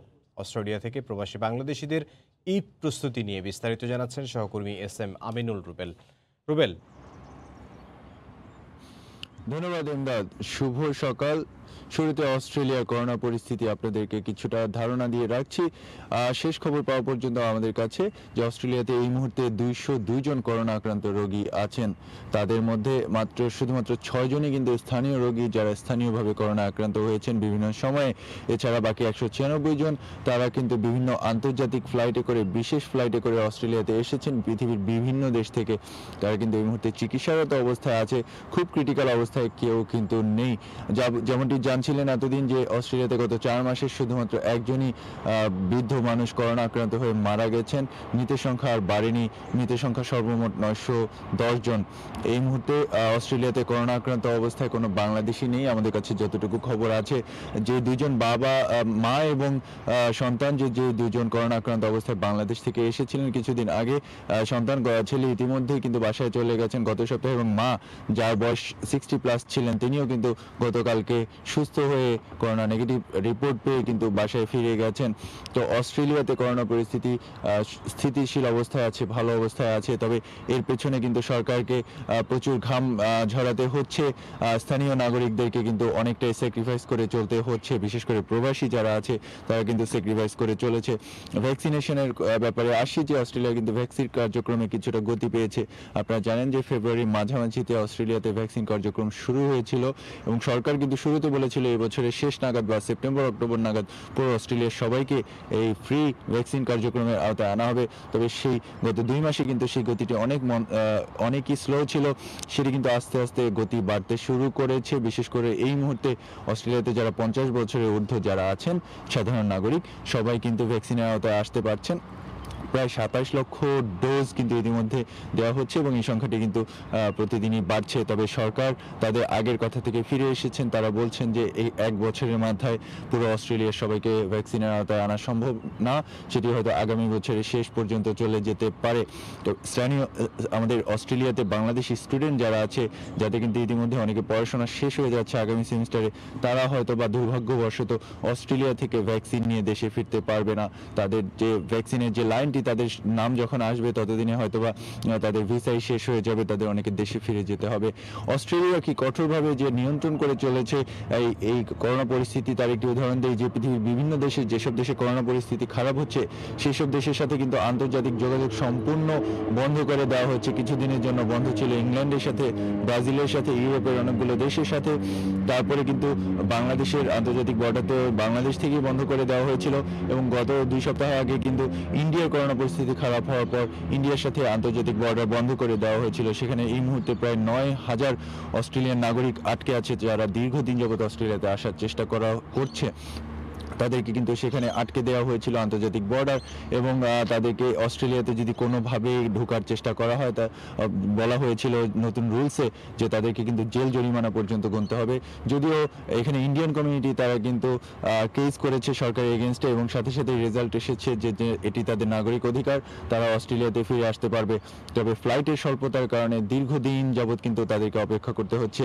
এবার বাংলাদেশিদের কথায় আসি যে প্রচুর বাংলাদেশি কিন্তু এই মুহূর্তে বাংলাদেশে আটকে আছে, যারা অস্ট্রেলিয়া আসার জন্য অপেক্ষা করছে দীর্ঘদিন যাবৎ। তাদের কিন্তু ভিসা থাকা সত্ত্বেও, পার্মানেন্টলি অস্ট্রেলিয়াতে থাকার ভিসা থাকা সত্ত্বেও কিন্তু তারা আসতে পারছে না। অনেক নাগরিক যারা দ্বৈত নাগরিক, যারা বাংলাদেশের নাগরিক এবং অস্ট্রেলিয়ান নাগরিক, তারা কিন্তু আসতে পারছে না। শিক্ষার্থীদের কথায় আসি, বাংলাদেশে প্রচুর শিক্ষার্থী এই মুহূর্তে আছে যাদের অস্ট্রেলিয়ার ভিসা আছে, তারা অস্ট্রেলিয়ায় পড়াশোনা করছে, অস্ট্রেলিয়ার পড়াশোনা অনলাইনে তাদের ঘরে বসে করছে, কিন্তু তারা অস্ট্রেলিয়া কিন্তু আসতে পারছে না। সরকার যদিও এখন পর্যন্ত কোনো নির্দিষ্ট সময় জানায়নি যে কবে নাগাদ শিক্ষার্থীদেরকে অস্ট্রেলিয়াতে নিয়ে আসা সম্ভব। আর ঈদের প্রস্তুতি বলতে কি বোঝায় অস্ট্রেলিয়াতে, সেটি যদি বলতে চাই, গত বছরের তুলনায় এবছর পরিস্থিতি অনেক ভালো। এবছর সব জায়গায় ইতিমধ্যে মাঠে ময়দানে যেসব জায়গায় ঈদগাহ হবে সেটির সময় কিন্তু জানিয়ে দেওয়া হয়েছে। আবহাওয়া তুলনামূলক অনেক ভালো, যদিও শীতকাল চলে এসেছে, তবে বৃষ্টির সম্ভাবনা কম দেখা যাচ্ছে অস্ট্রেলিয়ার বড় বড় শহরগুলোতে। তো অস্ট্রেলিয়াতে এবার ঈদের প্রস্তুতি বলতে হচ্ছে যে প্রচুর বাংলাদেশি প্রতি বছর যেমন অস্ট্রেলিয়া থেকে বাংলাদেশে যায় ঈদ করতে, বা অনেকেই আত্মীয় স্বজন অস্ট্রেলিয়াতে আসে, এবছর সেই সুযোগটি হয়তো বা তাদের নেই। রমজানের পুরো সময়টায় বাংলাদেশি ব্যবসায়ীরা মোটামুটি ভালো ব্যবসা করে গেছে, তবে মানসিকভাবে ঈদের যে আমেজ সেটি বাংলাদেশিদের ভিতরে নেই, কারণ যতদিন পর্যন্ত বাংলাদেশের সাথে অস্ট্রেলিয়ার বর্ডার বন্ধ থাকবে ততদিন পর্যন্ত তারা অস্ট্রেলিয়া প্রবাসী বাংলাদেশিরা আসলে মানসিকভাবে চাঙ্গা অবস্থায় থাকবে না। এই ছিল আমার কাছে সর্বশেষ। আমি যাচ্ছি ফিরে স্টুডিওতে ইমদাদের কাছে। ধন্যবাদ। রুবেল, আপনাকে ধন্যবাদ। অস্ট্রেলিয়া থেকে যোগ দিয়েছিলেন সহকর্মী SM আমিনুল রুবেল। পরিবারের সঙ্গে ঈদ উদযাপন করতে কে না পছন্দ করেন? ঈদের ঘরমুখী মানুষ ছুটছেন প্রিয়জনের সঙ্গে ঈদ করতে, তবে এ তালিকায় নেই ব্রিটেন প্রবাসীরা। শত ইচ্ছা থাকলেও সরকারি বিধি নিষেধ ও ফ্লাইট জটিলতায় ঈদ করতে দেশে ফেরা হচ্ছে না তাদের। লন্ডন থেকে শোয়েব কবিরের রিপোর্ট। প্রতি বছর ঈদে বিপুল সংখ্যক ব্রিটেন প্রবাসী পরিবার নিয়ে ঈদ উদযাপনে ছুটে আসেন বাংলাদেশে। তবে করোনার কারণে গেলবারের মতো এবারও দেশে ঈদ আনন্দে সামিল হতে পারছেন না তারা। একদিকে বাংলাদেশ ও ব্রিটিশ সরকারের কোয়ারেন্টাইনের বিধিনিষেধ, অন্যদিকে ফ্লাইট জটিলতা, দুই মিলিয়ে ভোগান্তি থেকে বাঁচতে দূর পরবাসে ঈদ উদযাপন করতে হচ্ছে তাদের। গত বছর এবং এই বছর, এই 2 বছরই ভয়াবহ করোনা ভাইরাসের তাণ্ডবের কারণে আমাদের ইচ্ছা থাকা সত্ত্বেও কিন্তু আমরা দেশে গিয়ে ঈদ করতে পারছি না। ভোগান্তির সব চিন্তা ভাবনা করে আমরা আমাদের ইচ্ছাটাকে নিজের ভিতরে দাবিয়ে রাখার চিন্তা করছি, বিকজ এত ভোগান্তি থেকে এখানেই থাকাটা ভালো। আমরা আগামী বছরের জন্য এটা ওয়েট করতেছি। প্রবাসীদের দেশে যাওয়ার প্রবল ইচ্ছা থাকলেও ফ্লাইট বিড়ম্বনাকে দুষছেন অনেকে। ঈদের আগে লন্ডন থেকে বাংলাদেশমুখী বিমান বাংলাদেশের একমাত্র ও সবশেষ ফ্লাইটটি ছেড়ে আসে বাংলাদেশ সময় রোববার দুপুরে। দেশে যাওয়ার জন্য মানুষ পাগল হয়ে বসে আছে, যেহেতু লোক যাওয়ার পরে আবার রিটার্নিং হোটেল কোয়ারেন্টাইন আছে, সব মিলিয়ে কিন্তু এবার মানুষের উৎসাহটা অনেক কমে গেছে। দেশের অবস্থা ভালো হবে, লন্ডনের হোটেল কোয়ারেন্টাইন বন্ধ হয়ে যাবে, আমরা হয়তো রেড জয়েন্ট থেকে এম্বারে চলে আসব, তখন আমাদের শুভ দিন আসবে। বিশ্বজুড়ে করোনার দাপট বাড়তে থাকায় গত 9 এপ্রিল থেকে বাংলাদেশকে ভ্রমণ নিষেধাজ্ঞার লাল তালিকায় অন্তর্ভুক্ত করে ব্রিটিশ সরকার। বাংলাদেশি মালিকানাধীন সবচেয়ে বড় ট্রাভেল এজেন্সি হিলসো ট্রাভেলস। আগে যেখানে ঈদের আগ মুহূর্তে প্রবাসীরা ঈদের টিকিট বুকিং দেওয়ার জন্য এখানে ভিড় জমাতো, এখন সেখানে শুধুই শূন্যতা। প্রত্যাশা সকলের ফিরে আসবে নতুন দিনের। শোহেব কবির, সময় সংবাদ, লন্ডন। ভারতীয় ভ্যারিয়েন্টে নাকাল মালয়েশিয়া পার করছে করোনাকালীন সব থেকে বাজে সময়। নতুন ধরনের করোনার বিস্তার রোধে তৃতীয় দফায় আবারও দেশব্যাপী লকডাউন ঘোষণা করেছে দেশটির সরকার। এমন পরিস্থিতিতে শঙ্কায় আর অনিশ্চয়তার মধ্যে দিন কাটাচ্ছেন স্থানীয় সহ প্রবাসী বাংলাদেশিরা। মালয়েশিয়া থেকে মোহাম্মদ আব্দুল কাদেরের রিপোর্ট। মালয়েশিয়া জুড়ে ভয়াবহভাবে ছড়িয়ে পড়ছে কোভিড-19 আক্রান্তের সংখ্যা। এমন পরিস্থিতিতে আগামী 12 মে থেকে 7 জুন পর্যন্ত দেশব্যাপী লকডাউন ঘোষণা করেছে দেশটির সরকার। তৃতীয় দফার এই লকডাউনে জোরদার করা হয়েছে কঠোর নিরাপত্তা। একই সঙ্গে দেশটির আন্তঃজেলা ও আন্তঃরাজ্য ভ্রমণের উপর কঠোর নিষেধাজ্ঞা দেয়া হয়েছে। সাধারণ মানুষের চলাচল নিয়ন্ত্রণে মোতায়েন করা হয়েছে আইন শৃঙ্খলা বাহিনী। রাস্তাঘাট সহ বিভিন্ন জায়গায় বসানো হয়েছে চেকপোস্ট। এতে আতঙ্ক আর অনিশ্চয়তায় দিন কাটছে প্রবাসীদের। এখন দেশব্যাপী যে লকডাউনের ঘোষণা করা হয়েছে তাতে সবচেয়ে বেশি ক্ষতিগ্রস্ত হবেন মালয়েশিয়ায় অবস্থানরত অবৈধ অভিবাসীরা। অনেক ব্যবসায়ী ব্যবসা বন্ধ করে দিয়েছেন, অনেক শ্রমিক চাকরি হারিয়েছেন, অনেক প্রবাসী শ্রমিক বাংলাদেশে গিয়ে আটকা পড়েছেন। সরকারি কিছু কিছু স্থাপনা প্রতিষ্ঠান এগুলো বন্ধ থাকার কারণে আমাদের কাঙ্ক্ষিত কাজগুলো আমরা সঠিকভাবে সম্পন্ন করতে পারতেছি না। করোনার নতুন ধরনের বিস্তার রোধে আরও জড়ো পদক্ষেপ নেওয়ার কথা জানিয়েছেন দেশটির প্রধানমন্ত্রী তান শ্রী মহিউদ্দিন ইয়াসিন। লকডাউন চলাকালীন সময়ে শিক্ষার্থীরা অনলাইনে শিক্ষা কার্যক্রমে অংশ নিতে পারবেন। ব্যক্তিগত গাড়িতে ড্রাইভার সহ 3 জনের চলাচলের অনুমতি দেয়া হয়েছে। প্রত্যেক অফিসে 30% কর্মচারীকে দেয়া হয়েছে কাজ করার অনুমতি। ঈদ উপলক্ষে কোনো ধরনের জমায়েত নিষিদ্ধ রয়েছে, তবে স্বাস্থ্যবিধি মেনে 50 জনের মধ্যে সীমাবদ্ধ থেকে মসজিদ ও সুরাগুলোতে দেয়া হয়েছে ঈদের নামাজ আদায়ের অনুমতি। মোহাম্মদ আব্দুল কাদের, সময় সংবাদ, কুয়ালালামপুর, মালয়েশিয়া। বিশ্বের বিভিন্ন দেশে চলছে রাশিয়ার ভ্যাকসিন স্পুটনিক ভি এর প্রয়োগ হচ্ছে উৎপাদনও। এরই মধ্যে কয়েক কোটি মানুষ গ্রহণ করেছেন এই টিকা।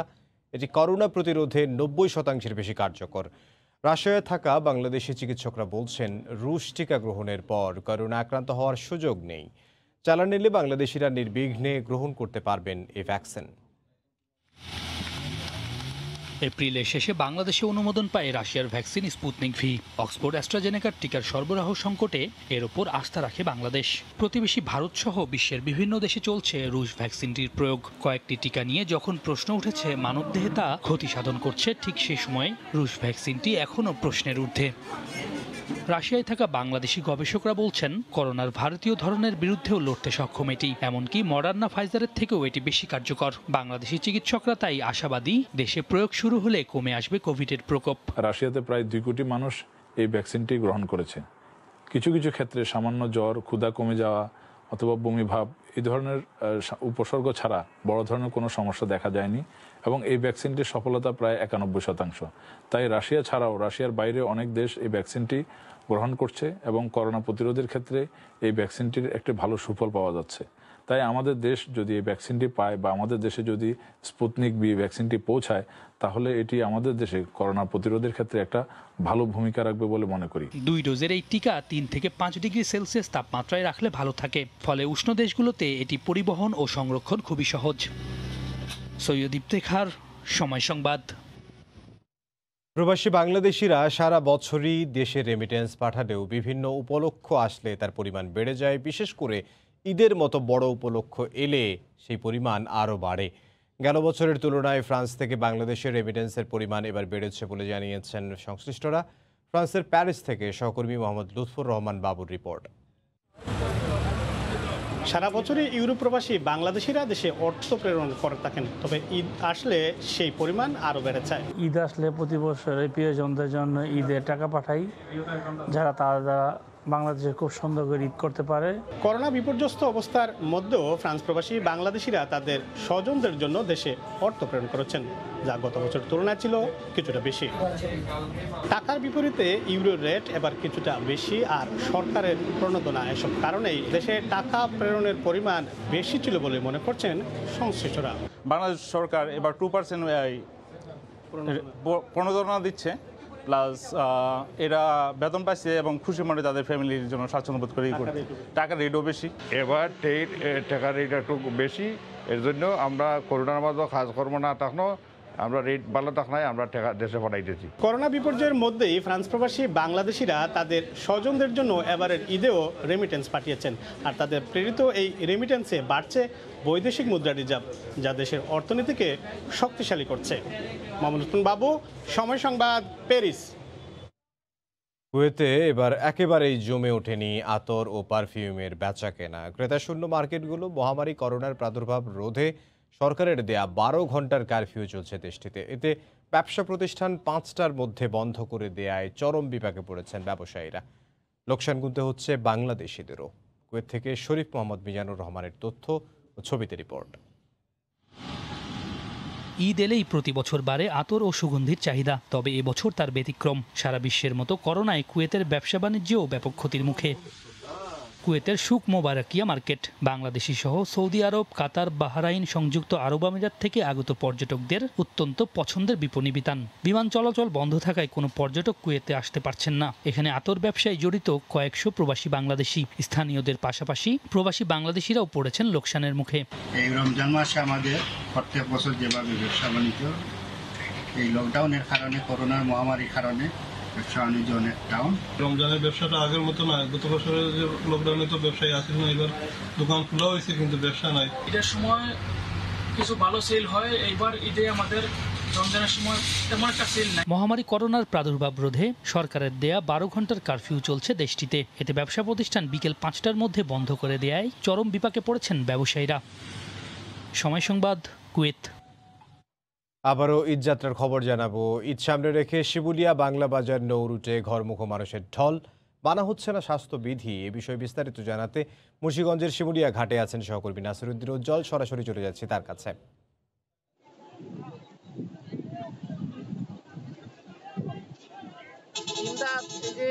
ঈদে ঘরমুখ মানুষের যে ঢল, সেটি কিন্তু আজকে আমরা দেখছি আরো বেশি, এবং ভোরবেলা কিন্তু বৃষ্টি হয়েছে, ঝড় হওয়া ছিল। এই বৃষ্টিতে ভিজেই কাক ভেজা হয়ে কিন্তু এই হাজার হাজার মানুষ ফেরিতে যাচ্ছে।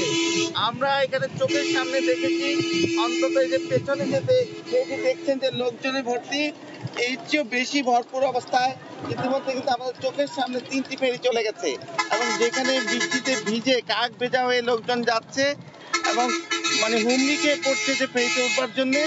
এখানে যারা পুলিশের দায়িত্বে ছিলেন তারা বলছেন যে রাতের বেলা তো প্রচুর লোকজন এই ফেরিতে পার হয়েছে, কিন্তু রাত্র 3টার পর থেকে কোনো ফেরিতে গাড়ি উঠাতে পারেননি তারা ভোর পর্যন্ত। এত জনস্রোত রাতের বেলা ছিল, এবং সকালবেলায় জনস্রোত আরো বাড়তে থাকে, এবং এখানে বৃষ্টি হওয়ার পরেও কিন্তু সেই পরিস্থিতি আবার আমরা শুরু হয়েছে বলে তারা জানিয়েছেন। এবং বিভিন্ন পয়েন্টে চেকপোস্ট বসানো হয়েছে, বিজিবি, পুলিশ, ম্যাজিস্ট্রেট তারা কিন্তু পথে পথে আটকে দিচ্ছে যাত্রীদের, কিন্তু তারা গাড়ি রেখে পায়ে হেঁটে কর্দমাক্ত অবস্থার মধ্যে কিন্তু ছুটছেন এই শিমুলিয়া ফেরিঘাটের উদ্দেশ্যে। এবং এই শিমুলিয়া বাংলা বাজার ফেরি রুটে যে 16টি ফেরি চলাচল করে তার মধ্যে কিন্তু রাতের বেলা 15টি ফেরি চলাচল করেছে। কিছু সময়ের জন্য একটি ফেরি বিকল থাকায় 14টি চললেও আবার কিন্তু এখনো সেই সম পরিমাণ ফেরি চলছে। তারা বলছেন যে অন্য কয়েকদিনের মতো যে গেল শনিবার যে দিনের বেলা ফেরি চলাচল বন্ধ ঘোষণা করা হয়েছে সেই বন্ধ অবস্থায় আছে, কিন্তু জরুরি পরিষেবা করার জন্য এই ফেরিগুলোকে চালু রাখা হয়েছে এবং লোকজন এমন ভাবে ছুটছে যে এদের দুর্ভোগের কারণে মানবিকভাবে কিন্তু তাদেরকে পার করে দেওয়া হচ্ছে। তবে অনেককে কিন্তু আবার পুশব্যাকও করা হচ্ছে, অনেক গাড়ি সহ অনেক লোকজনকে ঢাকায় ফিরিয়ে দেওয়া হচ্ছে। এই পরিস্থিতি এখানকার যে গেল শুক্রবার থেকে কিন্তু প্রথম ঢল নেমেছিল এবং শুক্রবারে ঢল নামার কারণে কিন্তু শুক্রবার রাতে ঘোষণা দেওয়া হয়েছিল যে সকল ফেরি দিনের বেলা চলাচল বন্ধ থাকবে, কিন্তু কোনোভাবেই সেই বন্ধটি তারা করতে পারছিলেন না, কারণ মানুষের ঢল বাড়তেই ছিল এবং ঈদে ঘরমুখী মানুষ যে এই করোনার ভয়াবহ ঝুঁকির মধ্যে তারা গাদাগাদি করে ফেরিতে উঠছেন এবং অনেক ঝুঁকি নিয়ে ফেরিতে উঠছেন এবং আশেপাশে কিন্তু বেশ কিছু ট্রলার এবং জেলে নৌকায় করে তারা পারাপারের চেষ্টা করছেন। সেখানে কিন্তু কোস্টগার্ড এবং নৌ পুলিশ তারা পাহারা অবস্থায় আছে এবং পুরো এই লৌহজংয়ের যে উপজেলাটি আছে, উপজেলার যে শিমুলিয়া ঘাট, এই ঘাটের দুপাশ জুড়ে কিন্তু এখন করা পাহারা। কিন্তু আমরা পথে পথে দেখছি যে ব্যারিকেডে উপেক্ষা করা যেভাবে ঢল মানুষ আসতে শুরু করেছে এখানে, সেখানে কিন্তু ব্যাটারি চালিত বিভিন্ন রকম যে স্থানীয় যানবাহন আছে সেগুলোতে উঠছে, কেউ পায়ে হাঁটছে এবং কেউ ট্রাকে করে এই শিমুলিয়া ঘাটে আসার চেষ্টা করছে, কিন্তু কোনোভাবেই তাদেরকে ঢল ঠেকানো যাচ্ছে না। এবং এখানকার যে এই স্থানীয় ইএনও উপজেলা নির্বাহী অফিসার হুমায়ুন কবির তিনি বলছেন যে এইখানে যে করোনা সংক্রমণ ঝুঁকি সেটি ভয়াবহ সংক্রমণ ঝুঁকির আশঙ্কা আছে, কিন্তু তারপরে লোকজন যেভাবে এসে তারা ফেরির জন্য অপেক্ষা করছে সেখানেও গাদাগাদি অবস্থা এবং ফেরিতে উঠেও গাদাগাদি অবস্থা এবং এই গাদাগাদি পরিস্থিতিটা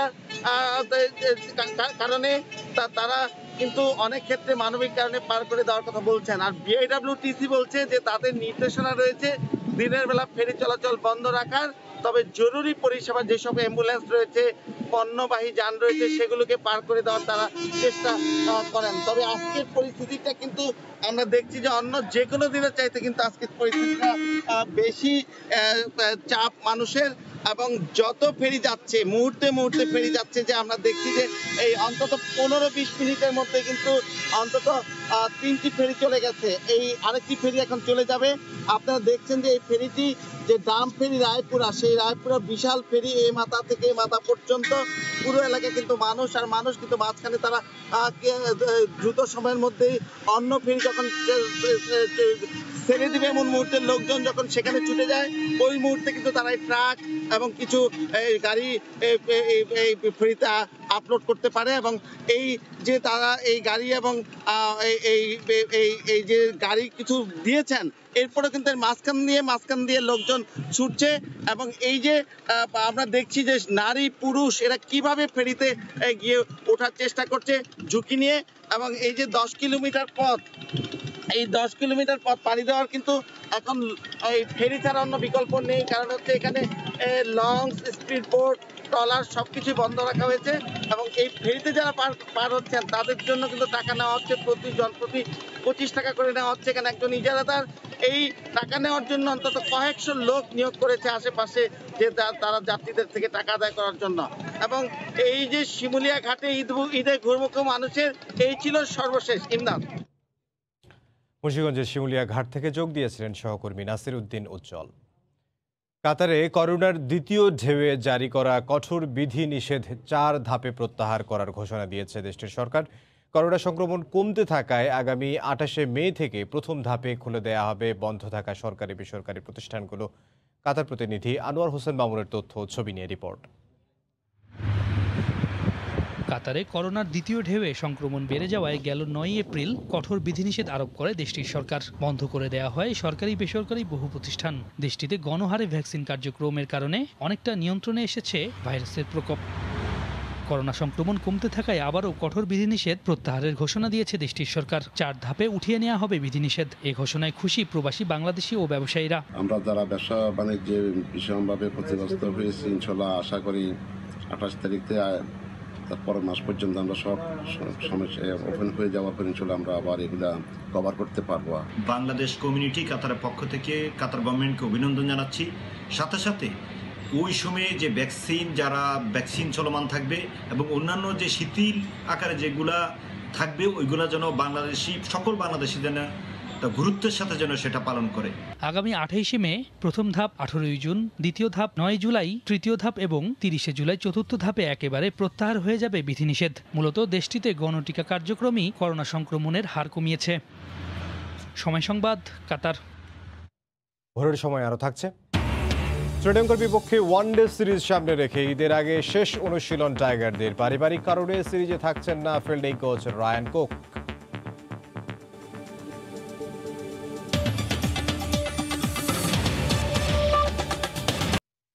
উইকেট কিপিং নিয়ে আলাদা কোনো পরিকল্পনা নেই, তবে দায়িত্ব পেলে নিজের সর্বোচ্চটা দিতে চান টাইগারদের top order batsman Liton Das. বলছেন লঙ্কান এই দলটা সমশক্তির হলেও সাকিব মুস্তাফিজ ফেরায় এগিয়ে থাকবে বাংলাদেশে। এদিকে শ্রীলঙ্কার বিপক্ষে ওয়ানডে সিরিজকে সামনে রেখে ঈদের আগে শেষ দিনের মতো ঐচ্ছিক অনুশীলন করেছেন জাতীয় দলের ক্রিকেটাররা। মিরাজের বলে মুশফিকের হাঁকানো এই বিশাল ছক্কাটি নয়, চোখ রাখুন উইকেটের পেছনে। কিছু স্পষ্ট হচ্ছে, নেটের মধ্যে কিপিং প্র্যাকটিস সারছেন লিটন দাস। 2 সফরে উইকেটের পেছনে মুন্সিয়ানা নিয়ে প্রশ্ন উঠেছে বিস্তর। তাই হয়তো আসন্ন লঙ্কা সিরিজে গ্লাভস জোড়া সামলানোর দায়িত্ব পাচ্ছেন লিটনই। এমন অনুশীলন সেজন্যই। 2 থেকে 10 3 ম্যাচের সিরিজের জন্য শেষ হয়েছে প্রথম ধাপের ঐচ্ছিক অনুশীলন। শেষ দিনে ছিলেন মোটে 8 ক্রিকেটার। তবে সবার আগে হোম অফ ক্রিকেটে লিটনের আগমন। মিনিট 30 ইনডোরে করেছেন একা একা ব্যাটিং প্র্যাকটিস। আলাদা কাজ করেছেন নিজের ফিল্ডিং নিয়েও। আমি ফিল্ডিংটা দুইভাবে দেখি। যখন গ্লাভসে থাকে একরকম চিন্তাধারা থাকে, উইদাউট গ্লাভসে আর একরকম চিন্তাধারা থাকে। যখন গ্লাভসে থাকে তখন একটা দায়িত্ব অনেক বড় থাকে, যে টিমটাকে হ্যান্ডেল করা পিছন থেকে। নিজের কিছু দায়িত্ব আছে, ক্যাচ ধরা, স্ট্যাম্পিং করা। তো ওই জিনিসটার প্রতি তখন প্র্যাকটিসটা মনোযোগটা বাড়ায় এবং ওটাও এনজয় করি। লিটনকে নিয়ে উচ্ছ্বাসের কমতি নেই তার সতীর্থ কিংবা সমর্থকদের। সামর্থ্য নিয়ে প্রশ্ন নেই, তবুও মাঝে মাঝে জ্বলে উঠলেও অর্ধযুগের ক্যারিয়ারে পূরণ করতে পারছেন কই প্রত্যাশা, বিষয়টি তারও জানা। বলছেন ভালো করতে শুরুটা গুরুত্বপূর্ণ। আমি যেহেতু সাদা বলের ক্রিকেটে ওপেন করি, তো আমার জন্য নতুন বলটা অনেক ইম্পর্টেন্ট। ফার্স্ট 10 ওভার যদি আমি খেলে নিতে পারি, তো তারপরে আমার জন্য খুবই ইজি হয়ে যায় এবং আমি বড় ইনিংস খেলতে পারি, সেটা আমি জিম্বাবুয়ের সাথে ফিল করছি। তো এই জিনিসটা অনেক কনফিডেন্স দেয়। But end of the day আপনার প্রতিদিন প্র্যাকটিসে একটা জিনিসই থাকে, আমাকে নতুন বল চ্যালেঞ্জ ফেস করতে হবে এবং সেটাই আমি রেগুলার করতেছি। র্যাঙ্কিংয়ে বাংলাদেশের চেয়ে নিচের দল লঙ্কানরা, তবে শক্তিমত্তার দিক থেকে সমশক্তির। লিটন বলছেন সাকিব মুস্তাফিজ ফেরায় বাংলাদেশ দলটা এখন দারুণ ভারসাম্যপূর্ণ। 50 ওভার ক্রিকেটে, হোম অফ ক্রিকেটে আমরা যখন খেলি আমাদের হোম কন্ডিশনে, তখন আমরা অনেক ভালো একটা টিম। আমার মনে হয় আমরা এখন ফুল টিম একটা পাবো হোয়াইট বল ক্রিকেটার। সো এটা আমাদের জন্য খুব plus point. Sri Lanka equally team আমরা, কারণ ওরাও হোয়াইট বল ক্রিকেটে ভালোই খেলে। স্মার্ট ক্রিকেট খেলতে হবে ফার্স্ট অফ অল, যে দিনটাকে নিজে করার জন্য নিজেকে ওইভাবে প্রিপেয়ার করতে হবে। শেষ দিনে ঐচ্ছিক অনুশীলন করেছেন রিয়াদ, ইমরুল, মিঠুন, তাইজুল। লঙ্কা সিরিজের জন্য আগামী 18 মে শুরু হবে জাতীয় দলের আনুষ্ঠানিক অনুশীলন ক্যাম্প। মিরপুরে 23 মে 3 ম্যাচ সিরিজের প্রথম ওয়ানডে। মাহবুব রিমন, সময় সংবাদ, ঢাকা। শ্রীলঙ্কার বিপক্ষে ওয়ানডে সিরিজে বাংলাদেশ দলের সঙ্গে থাকছেন না ফিল্ডিং কোচ রায়ান কুক। সন্তান সম্ভবা স্ত্রীর পাশে থাকতে আজ দক্ষিণ আফ্রিকা ফিরে যাচ্ছেন এই কোচ। নিউজিল্যান্ডের পর শ্রীলঙ্কার বিপক্ষে টেস্ট সিরিজে ফিল্ডারদের ক্যাচ মিসের জন্য বেশ তোপের মুখে আছেন ফিল্ডিং কোচ। আসন্ন ওয়ানডে সিরিজ সামনে রেখে ফিল্ডিং নিয়ে কাজ করছিলেন কুক। তবে সিরিজ শুরুর আগেই তিনি ফিরে যাচ্ছেন দেশে। কুকের স্ত্রী সন্তান সম্ভবা নতুন করে তার স্ত্রীর কিছু সমস্যা দেখা দেয় কালক্ষেপণ না করে দক্ষিণ আফ্রিকায় যাচ্ছেন এই কোচ, যার জন্য লঙ্কানদের বিপক্ষে সিরিজে তাকে পাচ্ছেন না তামিম মুশফিকরা। বিষয়টি নিশ্চিত করেছে বিসিবি। দেশে ফিরলেও 14 দিনের কোয়ারেন্টাইনে থাকতে হবে টাইগারদের ফিল্ডিং কোচকে। বিশ্বকাপ বাছাই ম্যাচের জন্য শুরু হয়েছে জাতীয় দলের কন্ডিশনিং ক্যাম্প। প্রথম দিন রিপোর্ট করেছেন সোহেল রানা, সাদ উদ্দিন সহ 4 ফুটবলার। বাকিরা যোগ দেওয়ার পর কোভিড টেস্ট করে শুরু হবে তাদের অনুশীলন। কিছুটা দেরিতে ক্যাম্প শুরু হলেও কম্বিনেশন নিয়ে কোনো সমস্যা দেখছেন না ফুটবলাররা। তাছাড়া খেলোয়াড়দের ফিটনেস লেভেল ভালো আছে বলে জানিয়েছেন ট্রেনার। বিশ্বকাপ বাছাই ম্যাচের জন্য জাতীয় দলের ক্যাম্পে ডিফেন্ডার হাবিবুর রহমান সোহাগের উপস্থিতি যথাসময়ে। এরপর দিনের আলো পেরিয়ে গেলেও দেখা মেলেনি আর কারো। পরে অবশ্য জানা গেছে যোগ দিয়েছেন সোহেল রানা, সাদউদ্দিন আর জুয়েল। জাতীয় দলের ২৮ আর অনূর্ধ্ব ২৩-এর ৫ জন মিলে ৩৩ জনের স্কোয়াডে প্রথম দিনের উপস্থিতি মোটে ৪। লিগ চলমান থাকায় যোগ দিতে পারেননি বাকিরা। যদিও বসুন্ধরা কিংসের জন্য বিষয়টা ভিন্ন। যারা এই ক্যাম্পে আছে তারা দীর্ঘদিন ধরে একসাথে খেলতেছে, তো আমি হয়তো বা নতুন, তাছাড়া আমি আমার যে কলিগগুলো আছে তাদের সাথে আমি খেলছি, তো আমি জানি যে তারা কীরকম, তো আমার মনে হয় না কম্বিনেশন অনেক বেশি প্রবলেম হবে। বর্তমান পরিস্থিতিতে ফুটবলারদের করোনা ইস্যু খুবই গুরুত্বপূর্ণ, তবে দলের সবাইকে একত্রে না পাওয়ায় সম্ভব হচ্ছে না কোভিড টেস্ট। ক্লাব ব্যস্ততা শেষে বাকিরা ক্যাম্পে ঢুকলে ১৩ মে হবে স্বাস্থ্য পরীক্ষা, তারপরই দলগত অনুশীলন। এর আগে কাজ বলতে শুধুই জিম আর সুইম। সব প্লেয়ার ক্যাম্পে জয়েন করার পর আমরা তাদেরকে টেস্ট করাবো, টেস্ট করার পরবর্তীতে টেস্ট করানোর রেজাল্টের পরে আমরা হয়তো প্র্যাকটিস গ্রাউন্ডে রাখবো। ইন দ্যাট টাইম তারা হোটেলে থেকেই জিম সুইমিং এই সেশনটা করবে। সব প্লেয়ার একসাথে পেতে পেতে হয়তো ১৩ তারিখ হয়ে যাবে। ১৩ তারিখে আমরা কোভিড টেস্ট করাবো। যদি ১৪ তারিখে হয় হয়তো আমরা ওইভাবে মাঠে যেতে পারবো না, তবে আজকে কোচ আসলে, কোচ যেহেতু আজকে আসবে, কোচের সাথে আলাপ করে আমরা শিডিউলটা দিব। হেড কোচ জেমির অনুপস্থিতিতে দলের দেখভাল করছেন ফিটনেস ট্রেইনার ইভান রাজলক। কদিন আগ পর্যন্ত বিভিন্ন ক্লাব ঘুরে তিনি খোঁজ নিয়েছেন সবার, আর তাই ক্যাম্প কিছুটা দেরিতে হলেও ফুটবলারদের ফিটনেস নিয়ে চিন্তিত নন তিনি। আমি বেশ কিছুদিন ধরেই ওদের ফিটনেসের খবর রাখছি। খেলার মধ্যে থাকায় কারোরই তেমন কোনো সমস্যা নেই। আশা করছি কাতারে পুরোপুরি একটা ফিট একাদশ আমরা পাবো। কাতারের কন্ডিশনের সঙ্গে মানিয়ে নিতে কিছুটা আগে ভাগেই সেখানে যাবে বাংলাদেশ। যাত্রাটা হতে পারে ২১ অথবা ২২ মে। এস এম ইকবাল, সময় সংবাদ, ঢাকা। বাংলাদেশ প্রিমিয়ার লিগ ফুটবলের খবর জানাবো। ঈদের আগে শেষবারের মতো মাঠে নামছে বিপিএল এর ক্লাবগুলো। মঙ্গলবার দিনের প্রথম ম্যাচে বিকেল ৪টায় আরামবাগের মুখোমুখি হবে শেখ জামাল। সন্ধ্যা ৭টায় চট্টগ্রাম আবাহনীর প্রতিপক্ষ শেখ রাসেল। এছাড়া রাত ৯টায় সাইফের প্রতিপক্ষ মুক্তিযোদ্ধা সংসদ। মাঝারি মানের দল, কিন্তু দেখে বোঝার উপায় নেই। করোনা মহামারীতে বন্ধ হয়ে যাওয়ার পর শুরু দ্বিতীয় ধাপের দুর্দান্ত খেলছে শেখ জামাল ধানমন্ডি ক্লাব। চট্টগ্রাম আবাহনীর পর তাদের দাপটে উড়ে গেছে মুক্তিযোদ্ধা সংসদও। ঈদুল ফিতরের বিরতির আগে শেষবারের মতো মাঠে নামা। প্রতিপক্ষের নাম আরামবাগ। ক্যাসিনো কাণ্ডের পর যারা কোনো রকমে কচ্ছপের গতিতে এগিয়ে চলছে, তাদের সঙ্গে জয় দিয়েই বিরতিতে যেতে চায় ধানমন্ডির রাজারা। ১৪ ম্যাচ শেষে ৩২ পয়েন্ট নিয়ে টেবিলের দ্বিতীয় স্থানে আছে জামাল। এ ম্যাচে আরামবাগকে হারাতে পারলে ঢাকা আবাহনীকে টপকে দ্বিতীয় স্থানে উঠে যাবে মানিকের দল। সে লক্ষ্যেই মাঠে নামতে চায় শেখ জামাল।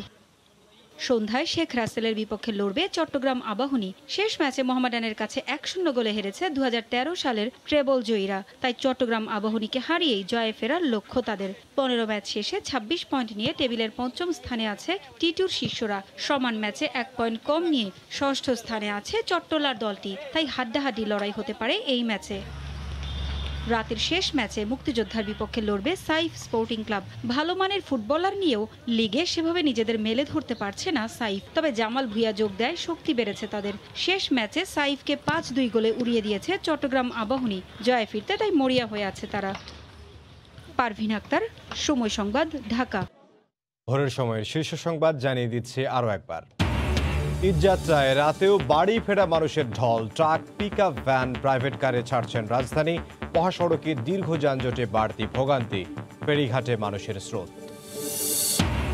রাশিয়ার সঙ্গে টিকার চুক্তি নিয়ে সময় নষ্ট না করার তাগিদ জাতীয় পরামর্শক কমিটির। মজুদ প্রায় শেষ হয়ে আসতেও স্বাস্থ্য অধিদপ্তরের দাবি সময় মতোই মিলবে টিকার দ্বিতীয় ডোজ। বেগম জিয়ার শারীরিক অবস্থার আরও উন্নতি। বিদেশ যাওয়া নিয়ে সরকারি সিদ্ধান্ত পুনর্বিবেচনার দাবি বিএনপির। আইনের বাইরে যাওয়ার সুযোগ নেই, মত দুদক আইনজীবীর। হকারের বেশে বাসে উঠে চেতনানাশক ওষুধ খাইয়ে মালামাল ও নগদ টাকা লুট। রাজধানীতে অজ্ঞান পার্টির 4 সদস্য গ্রেফতার। ঈদ এলেই বাড়ে তৎপরতা, বলছে পুলিশ। এই ছিল ভোরের সময়। সঙ্গে থাকুন সময়।